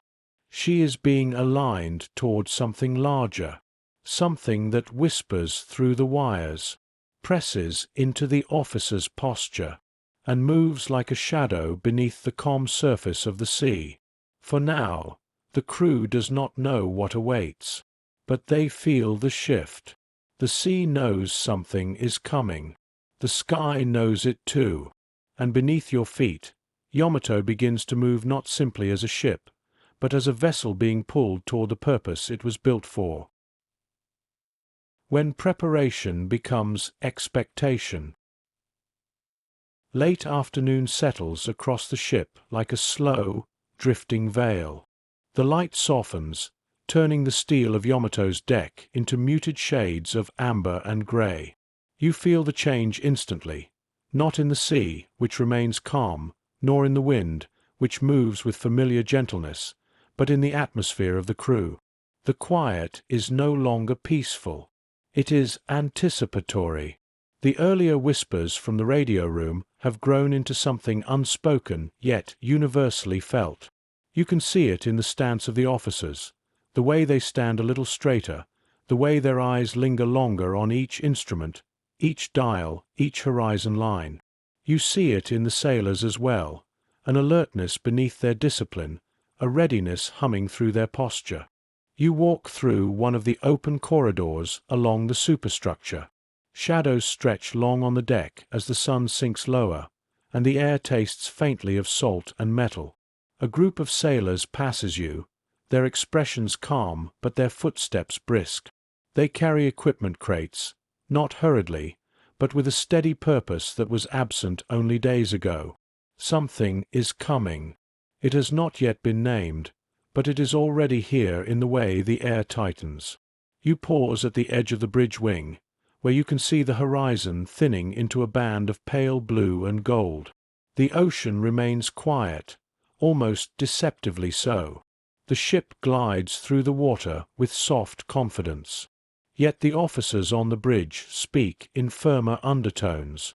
Fleet movements adjusting. Possible redeployment.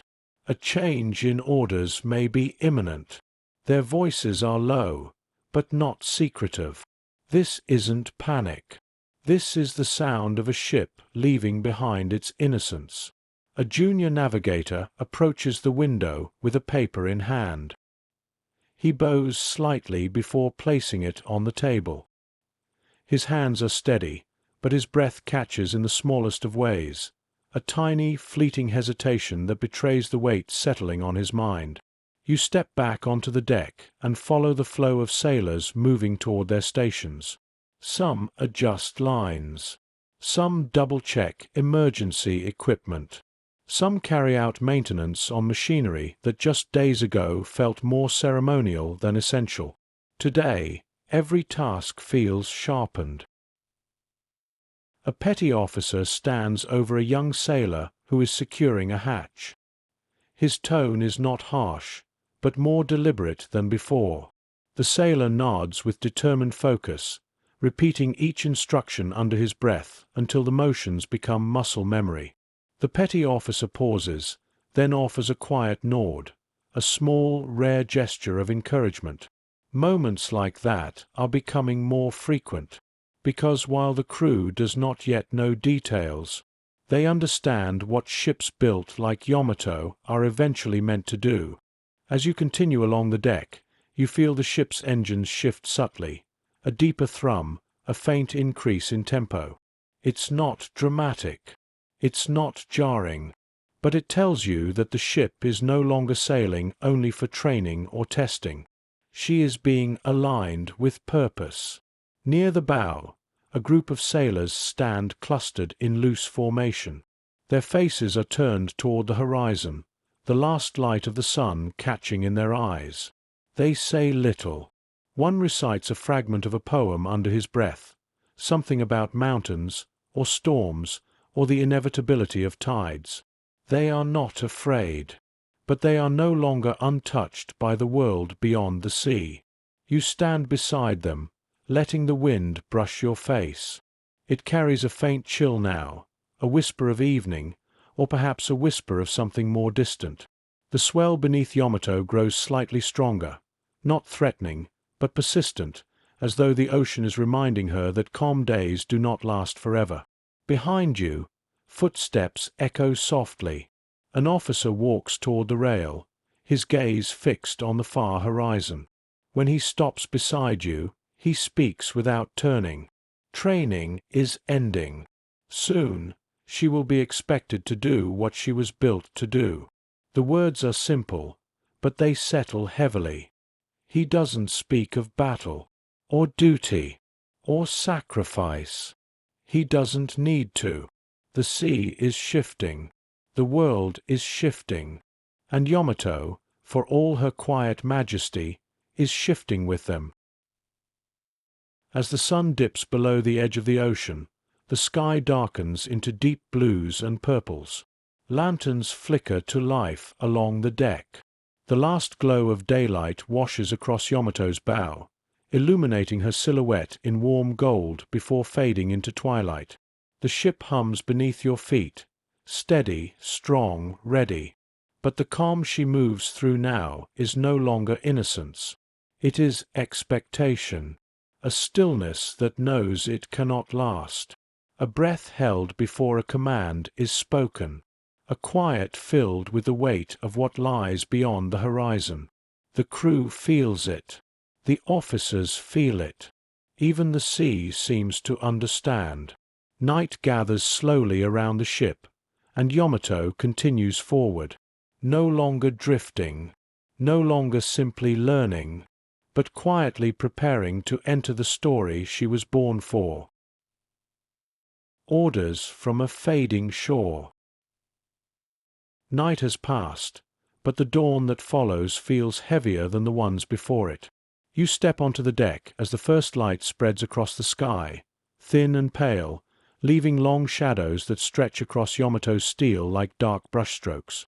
The air carries a stillness that is not calm, a hush created when the world is holding its breath. Something is waiting. You sense it immediately in the way the officers move, quiet, swift, purposeful. Their silhouettes cross the deck with an urgency wrapped carefully beneath discipline. No one runs. No one shouts. But every gesture says the same thing. The message has arrived. You follow the subtle gravity pulling the crew toward the bridge. Inside, the atmosphere has changed from anticipation to certainty. A sealed packet lies open on the map table.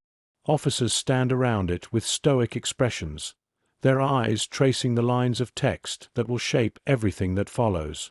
One of them reads the decoded words aloud, his voice calm but unavoidably solemn. All capital ships are ordered to assemble. Preparations are to begin immediately. Deployment forthcoming. No explicit mission yet. No dates. No targets. But the meaning is clear. Yamato is no longer training. She is being summoned. The bridge remains quiet as the officers absorb the implications.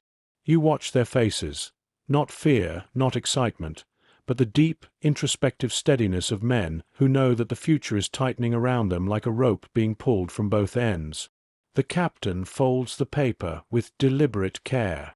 "Inform all departments," he says softly. You step outside as the ship's intercom clicks on. A soft chime rings across the decks, followed by a voice steady as steel. "Attention all hands.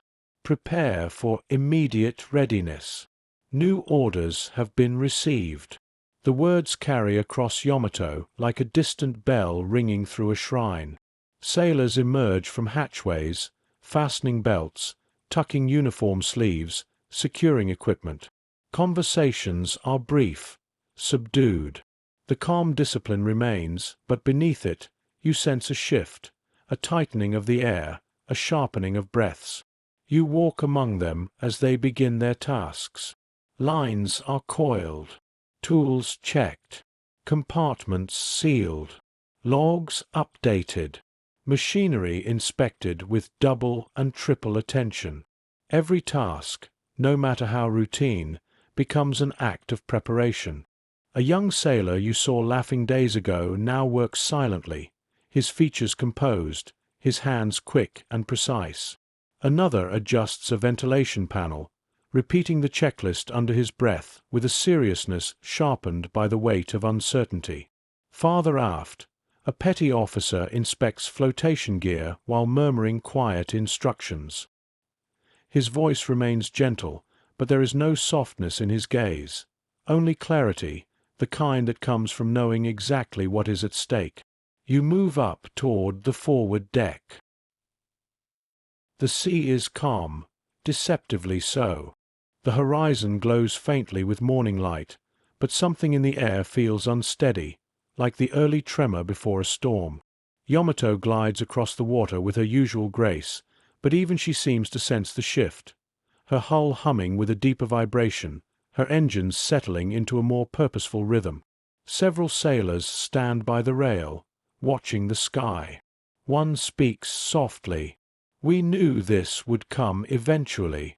Another answers, "I hoped the day would be farther away."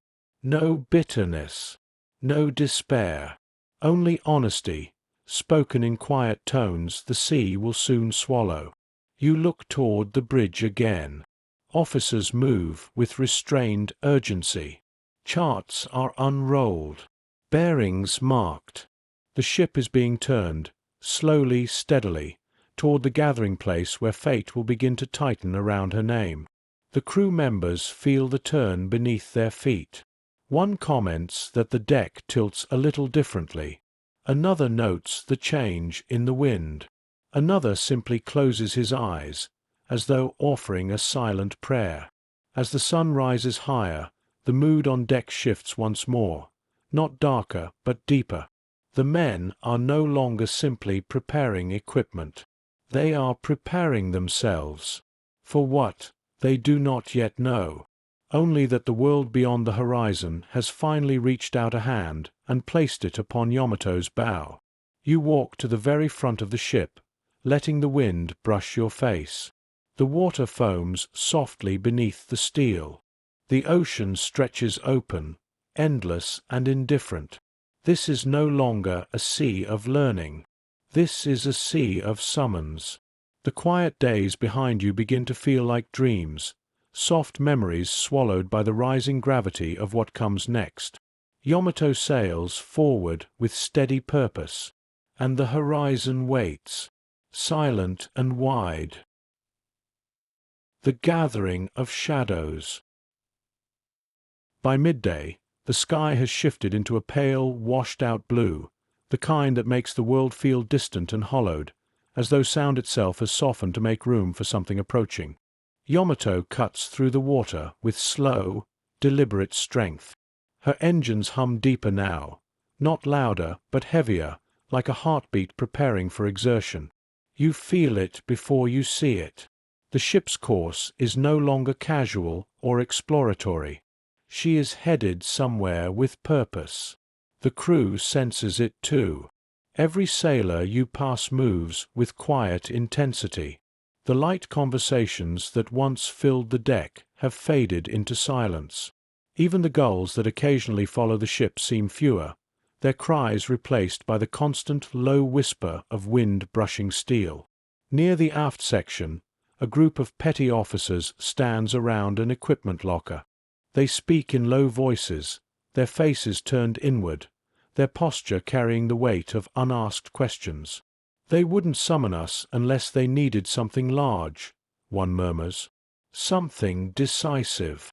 The others nod, but their eyes drift toward the horizon rather than each other. You continue forward, drawn by a faint change in the air, a subtle rhythmic thrumming that feels different from the usual engine pulse. When you reach the port observation deck, the source becomes clear. You see ships.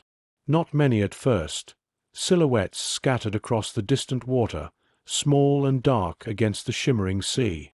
But as Yamato closes the gap, the number grows. Destroyers, escorts, support vessels. A gathering of steel beginning to align into something that resembles a fleet. A quiet fleet. A waiting fleet.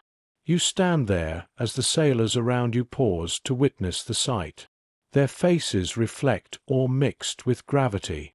Yamato dwarfs these vessels, her profile towering like a mountain among hills. And yet, she is also just one piece of the larger shape forming across the ocean. A shape born not from power, but from necessity.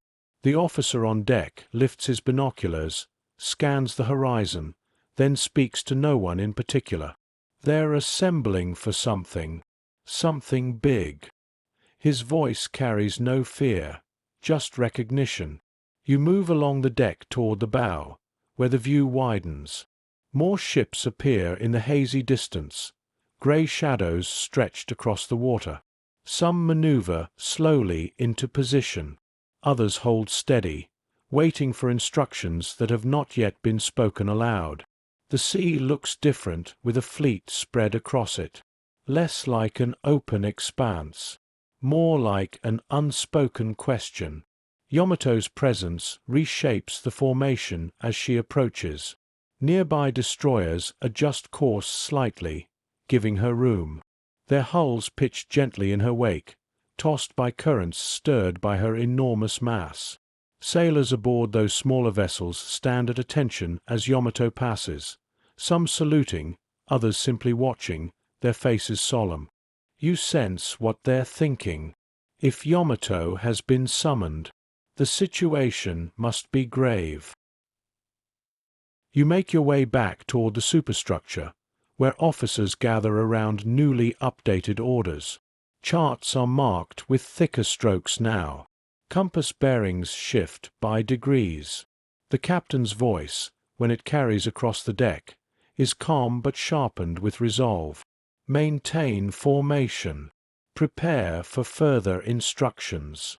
You feel the ship respond, her engines adjusting, her bow turning with the graceful precision of something massive obeying a quiet but inescapable command.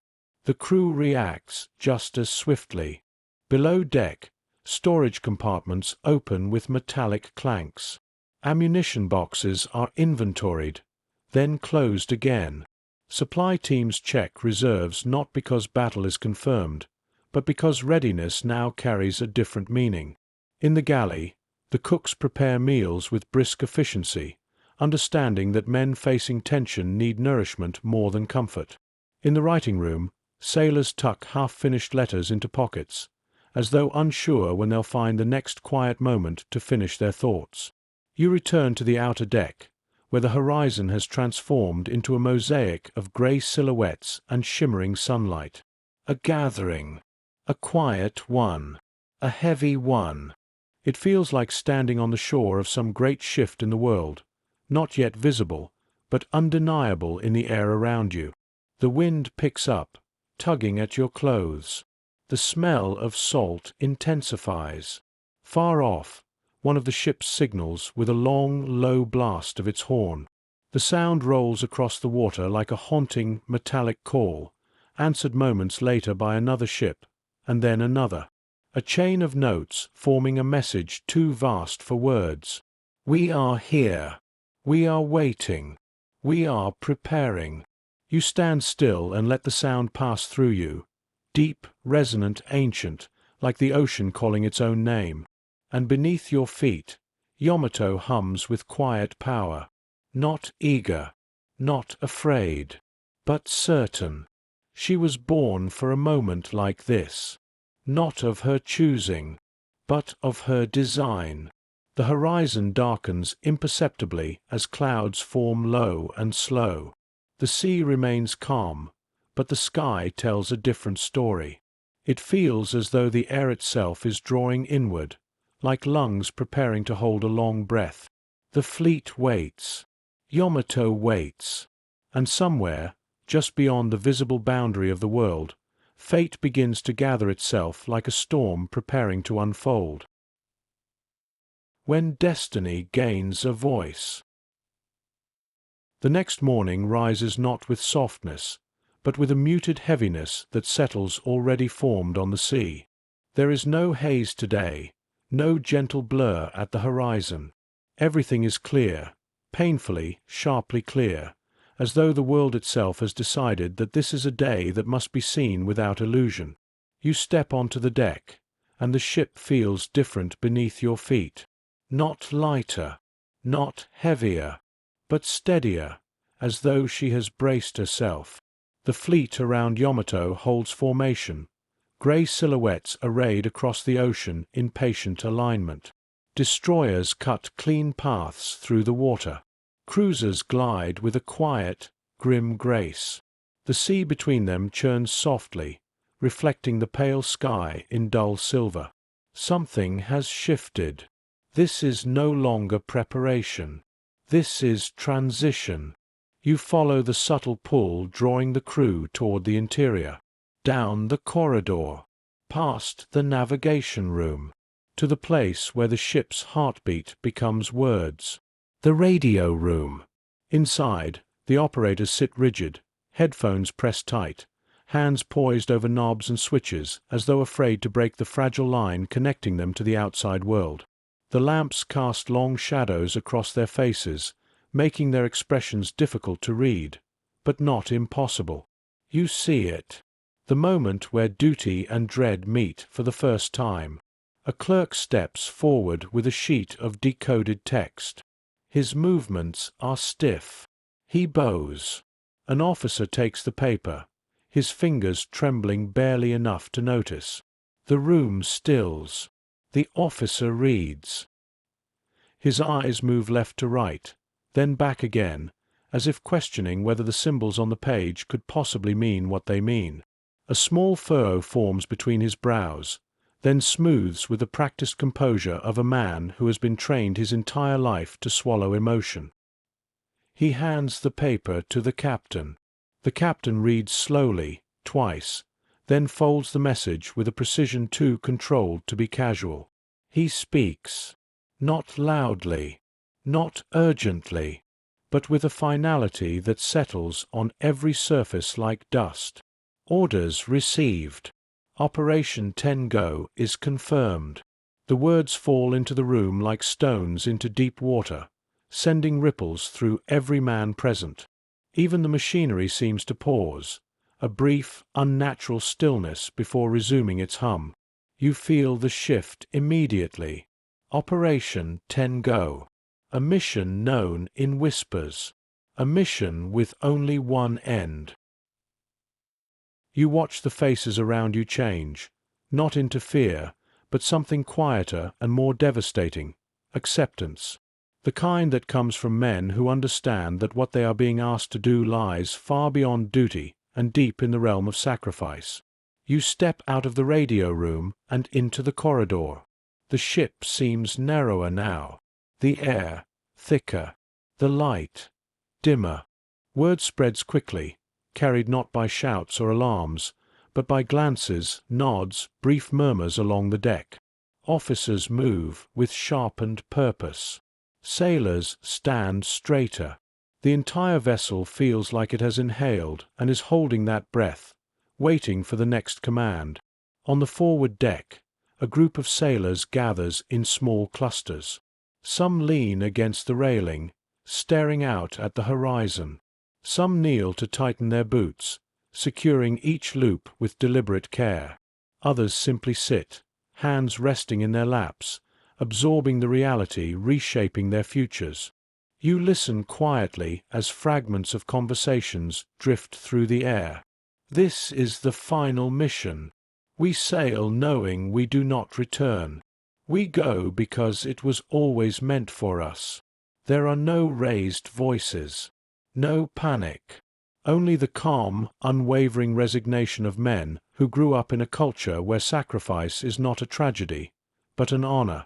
And yet, beneath that acceptance, you feel the ache of unspoken fears, thoughts of families, of letters unwritten, of dreams postponed, of hopes quietly set aside. A sailor kneels near a supply crate, tying a cloth around a small lacquered box, his family's good luck charm.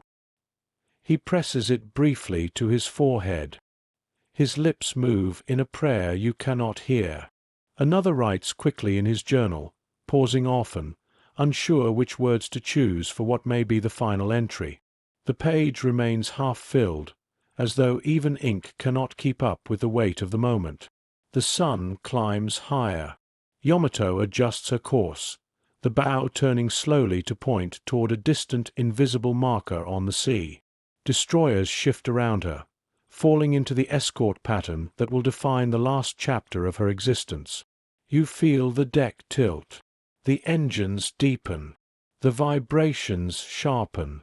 The ship is moving toward her final story. You stand at the railing and watch the ocean spread out before the bow, endless and indifferent. The wind brushes your face, cool and steady, offering neither comfort nor cruelty, just presence. Behind you, the captain's voice reaches the deck through the ship-wide intercom. All hands, prepare for battle readiness. The fleet will advance at dusk. The words echo across the steel, across the waves, across the lives of every man aboard. The horizon waits, silent, open, unforgiving, and Yamato sails toward it, no longer a symbol of hope or power, but a vessel carrying thousands of souls into a story that history has already written. Into the mouth of the inevitable. Evening approaches with a strange, almost reverent quiet. The sky shifts from pale blue to a muted wash of amber, then deepens slowly into violet as the sun lowers itself toward the horizon. You stand near the bow, watching the light fade across the water, and you feel the ship breathe beneath your feet, not literally, but in the way her engines hum with a new weight, a new purpose. Dusk is coming, and with it, movement. The crew senses the hour approaching. Sailors finish their final checks for the day, securing equipment, tightening straps, cleaning areas that were spotless already. Their motions are steady but subdued, as though every action must be completed with a quiet sincerity befitting the night to come. Farther aft, a few men gather in a loose circle, speaking in low voices. You hear fragments, not of fear, not of despair, but of clarity. This is the path given to us. We serve, and we do not question. If Yamato sails, we sail. No one speaks of coming back. No one speaks of surviving. But no one asks why. Yamato is no longer just a ship to them. She is the vessel of their fate, the carrier of their final purpose. Her decks hold them not by force, but by the weight of tradition, expectation, and the cultural threads woven into their lives long before they ever stepped aboard. You walk toward the bridge as the last sliver of sun sinks below the horizon. A faint orange glow lingers across the sea, turning the surface into a sheet of molten metal. Inside, the captain stands before the navigation table, his hands behind his back. He studies the chart quietly. The officers around him hold their silence with the respect one gives to sacred rituals. The red glow of the lamps reflects off their faces, casting their features in somber relief. Then the captain speaks. "Signal the escorts. We advance at full speed once night has settled." A simple order, but it changes everything. A signal lamp flashes from Yamato's deck, sending white pulses into the dark. One by one, the destroyers respond, their own lamps flickering in acknowledgement. The fleet stirs, small ships adjusting their positions, engines deepening, bows turning. The moment feels like the drawing of breath before a final step. You return to the open deck, the air cooler now, carrying a sharper scent of salt. Darkness spreads across the sky like ink poured into water. Stars begin to appear, faint at first, then clearer, until the whole sky becomes a quiet map of distant fires. The sea darkens beneath them, losing its colors, becoming an endless expanse of shadow. Then, slowly, Yamato begins to accelerate. You feel the shift immediately, a deeper rumble rising from the engines, a firmer tension through the hull, a subtle pull as the bow leans into the gathering dark. The ship glides forward with increased determination, her massive form cleaving through the water like a blade through silk. Spray rises along the sides, white in the starlight. The wake stretches behind her in widening, ghost-like trails. This is not the hurried motion of panic or pursuit. It is the deliberate stride of something accepting its destiny. As speed builds, the wind grows stronger, whipping across the deck and pulling at the sailors' uniforms. The men brace themselves instinctively, adjusting their footing, gripping railings, not out of fear, but out of practiced readiness. One sailor beside you whispers, "When a ship this big moves like this, you can feel the world shifting with her." And you do. Deep in your bones. The fleet around Yamato spreads into its night formation, destroyers to the flanks, cruisers to the rear. Their silhouettes streak faintly across the water, like shadows trying to keep pace with something far heavier than themselves. No lights shine from the ships now. Only red-tinted lamps within the bridge, only the dim glow of stars above. The ocean ahead is a vast, unknowable darkness. A sailor on lookout lifts his binoculars, scanning the empty horizon. His breath moves slowly. His hands are steady. He has accepted that what waits ahead may never let them return. Another nearby hums a tune, a soft, nostalgic melody meant to soothe the heart more than the ear. Others murmur brief prayers, some silent, some whispered so faintly they blend into the wind. You look toward the fleet's direction of advance. The night seems to swallow everything, ships, sky, horizon, leaving only the quiet vibration of Yamato's engines and the steady rhythm of the sea against the hull. You understand, in this moment, something profound. There is no turning back, no alternate route, no reversal of orders. The fleet is locked on a path that ends only one way. And yet, for all its inevitability, the night does not feel cruel. It feels solemn, weighted, almost ceremonial. The stars overhead shimmer faintly, reflected in the dark water below, as though the sea itself is scattering a final set of lanterns along Yamato's path. The captain's voice echoes through the ship. "All hands, night advance confirmed. Remain at readiness." The words drift across the deck like a final seal. Yamato presses forward into the darkness, not with fear, not with hesitation, but with the quiet, relentless dignity of something fulfilling the role written into its steel long before this night arrived. You stand still, letting the wind wrap around you. The ocean murmurs below. The horizon closes behind you. The giant sails on, into shadows that have been waiting for her since the day she first touched water. The long night before history.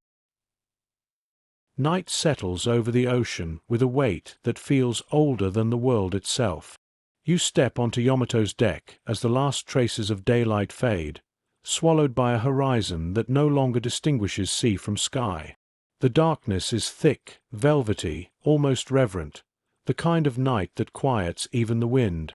This is the night before everything changes. You feel it immediately in the air, in the way the ship hums beneath your feet, low, steady, patient, in the way the sailors move, slower, quieter, each step considered. No alarms ring. No shouts break the calm. Nothing announces what waits beyond the edge of vision. But every man aboard knows. The fleet maintains a strict blackout. Not a single external light shows. Even the stars seem hesitant, shining faintly through thin sheets of drifting cloud. The only illumination aboard comes from the dim red battle lamps, soft glows that do not travel far, leaving broad pools of shadow where the steel seems to disappear into nothing. You walk past sailors preparing for the long hours ahead. Some sit in silence, backs against the bulkheads, hands folded loosely in their laps. Some write short notes, not full letters, just fragments of thoughts meant for no one but themselves. Some stand at the railing, gazing into the endless dark, hoping to sense something beyond what the eyes can see. The ship rolls gently over the swells, each movement a slow exhale into the night. You reach the forward deck, where the wind is strongest. A lone lookout stands there, motionless except for the subtle adjustments he makes as the ship shifts beneath him. He doesn't speak. Neither do you. The silence feels sacred now, a shared acknowledgement that this is the last night Yamato will ever greet. Below deck, the engine room pulses with controlled heat. Men wipe sweat from their brows. Valves rattle softly.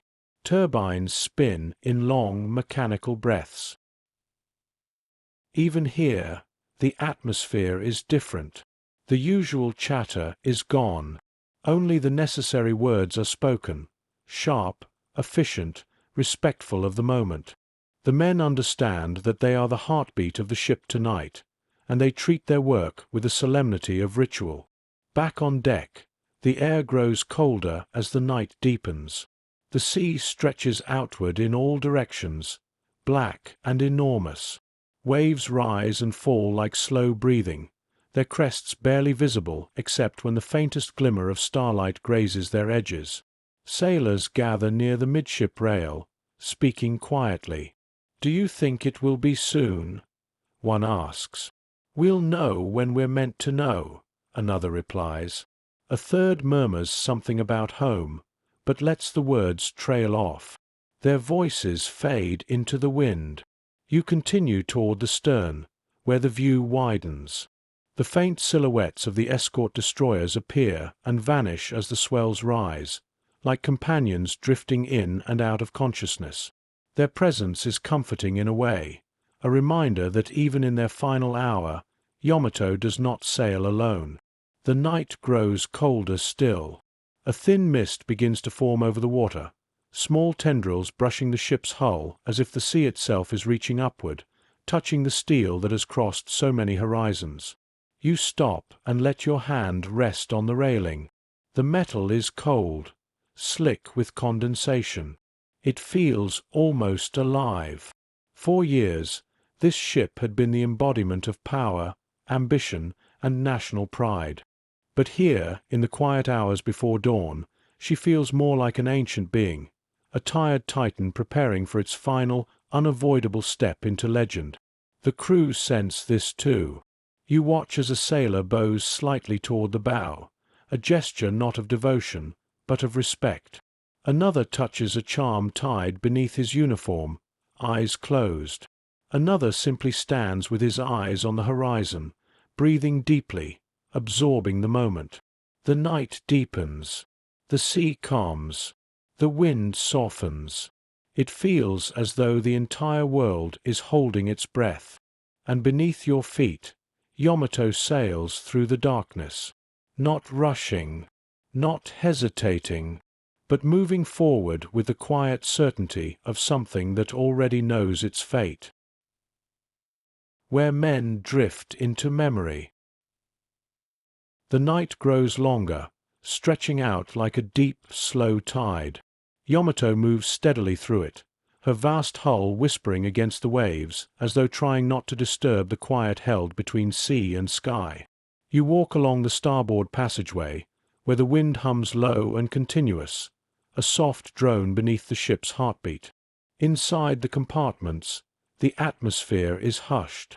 Sailors sit on their bunks, boots planted firmly on the steel floor. Some rest with eyes half closed, absorbing the vibration of the engines. Others thumb through small notebooks or folded papers, fragments of letters, pieces of poetry, reminders of lives waiting far beyond the horizon. A young man near the end of the corridor sketches something on a scrap of paper. You glance over his shoulder. It's not a portrait, not a landscape. It's Yamato, her bow rising, her decks sweeping backward, her pagoda mast towering over all. He draws her the way one might draw a guardian or a shrine.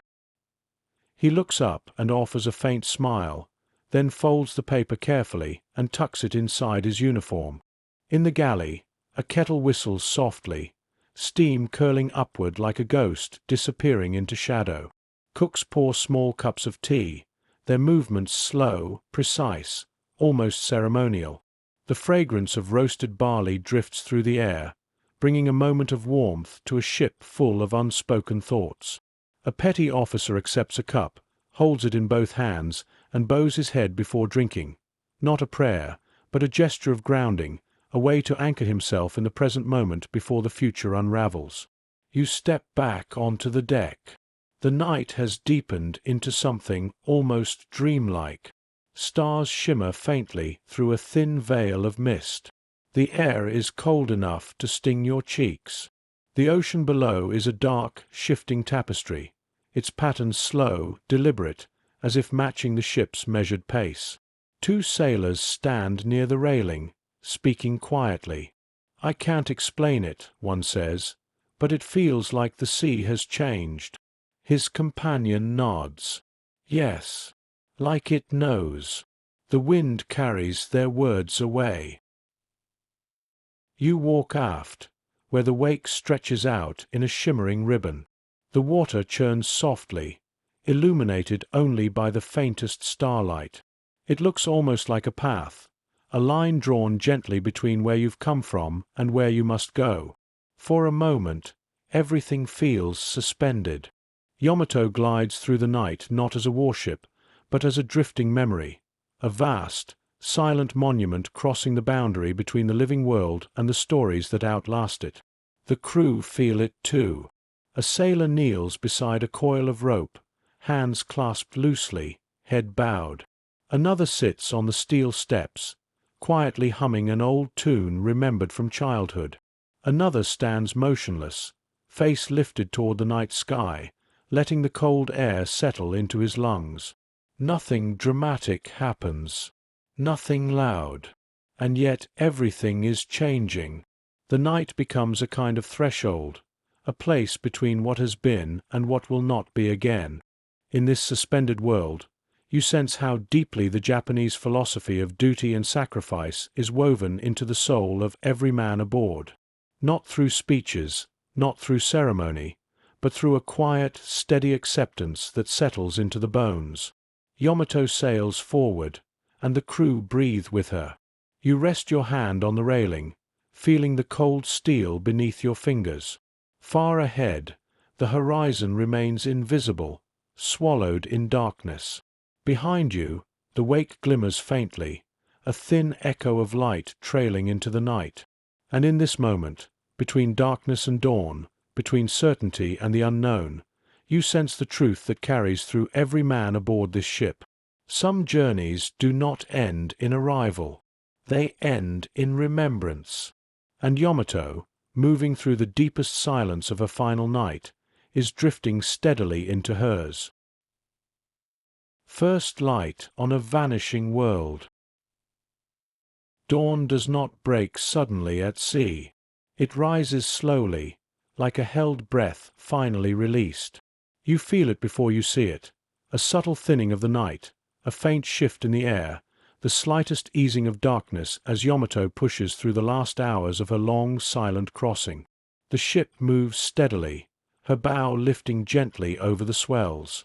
The sea glimmers faintly, reflecting small hints of the color to come. You step onto the deck and feel the chill of night still clinging to the steel, a coldness that seeps through your palms as you rest your hand on the railing.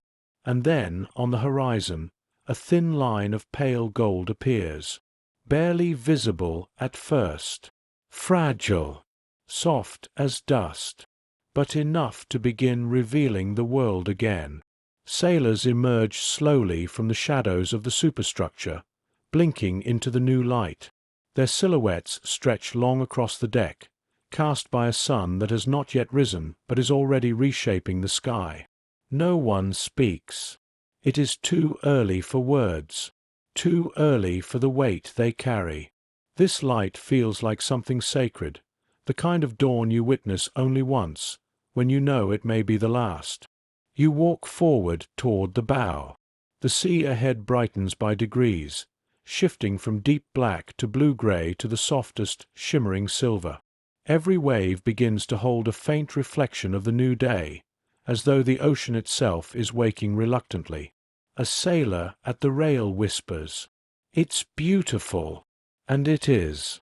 Not dramatic, not triumphant, but beautiful in the quiet way that exists only when night recedes with grace. The ship feels the change too. The vibrations beneath your feet steady into a calmer, more deliberate rhythm, as though Yamato is acknowledging the moment. She slices through the water with the dignity of something ancient, something aware that sunlight now reveals the path she has already committed to. You glance upward.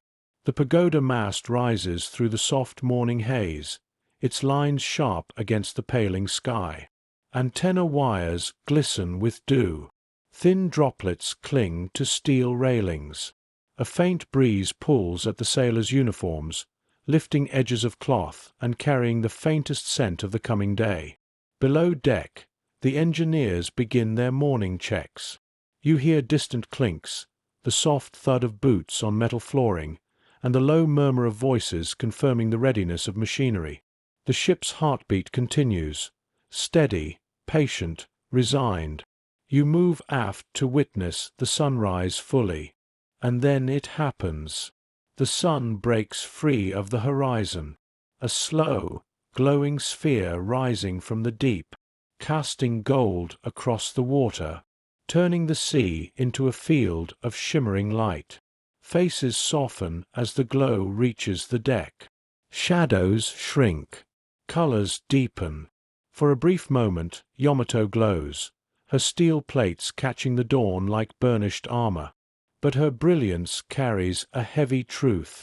This sunrise is not a beginning. It is a final illumination, a way for the world to greet a ship that will not see another day. Sailors stand straighter. Officers gather near the bridge. Lookouts tighten their grips on the rail. The light reveals everything: the ocean's vastness, the ship's immensity, the crew's steady determination. It reveals a world that is beautiful, indifferent, and impossibly wide. And you, standing in the golden calm, feel something settle inside you. The night was for acceptance. The dawn is for clarity. Yamato moves into the new day with quiet resolve, her course fixed, her fate sealed, her story entering the final stretch of its long arc. The last morning before the sky breaks. The sun climbs slowly, shedding its pale gold across the surface of the sea. Yamato continues forward with a steady determination, her hull glistening in the morning light as though the steel itself remembers every sunrise that came before, and understands this one may be her last. You stand near the rail, letting the warmth reach your face. It is gentle, almost delicate, a warmth that feels more like farewell than comfort. Around you, the crew moves with purposeful calm. Sailors tighten straps on life jackets with practiced precision. Officers finish their morning checks, eyes lingering on readings a moment longer than usual. Engineers wipe condensation from pipes, their gloves brushing small arcs of moisture across the steel. No one rushes. No one panics. Everything is done with a quiet clarity born not of fear, but of acceptance. You watch as a sailor unfolds a small cloth charm and ties it carefully to an interior rail, a gesture performed with reverence, as if binding something sacred to the ship. Another sailor leans over the rail for a moment, breathing deeply, letting the salt air settle into his lungs as though committing the world to memory. A soft breeze moves across the deck, lifting the edges of uniforms and carrying with it the muted sounds of the sea. The water sparkles beneath the rising sun, small glints catching the light like fleeting moments of hope. You step toward the forward deck. From here, the horizon is a vast sheet of gold and blue. The sea is unusually calm, as if smoothing itself in preparation. Crests rise and fall in slow, rhythmic patterns, each one a quiet arrival, a quiet departure. A lookout scans the sky with binoculars, his voice steady as he reports clear conditions. But you see the tension in his stance, a subtle rigidity in the shoulders, a slight tightening of his grip. He, like everyone else, knows what this morning means. You hear boots approaching. An officer steps beside you. He doesn't speak at first. He simply looks out across the water. Then, softly, he says, "There are mornings when the world feels lighter, and mornings when it feels heavier. This one feels both." You nod. You feel it too. The sun continues to rise. Yamato glows beneath it, her deck bathed in warm light, her superstructure shining like an artifact from another age. She seems almost peaceful, almost serene, as if the dawn were granting her one final moment of grace before history takes its course. Below, the engine pulse deepens. A signal is transmitted from the bridge. Sailors gather at stations. The feeling shifts. The warmth remains, but something colder begins to move beneath it. Not dread, not fear, but the solemn recognition that this radiant morning exists only to illuminate the path ahead.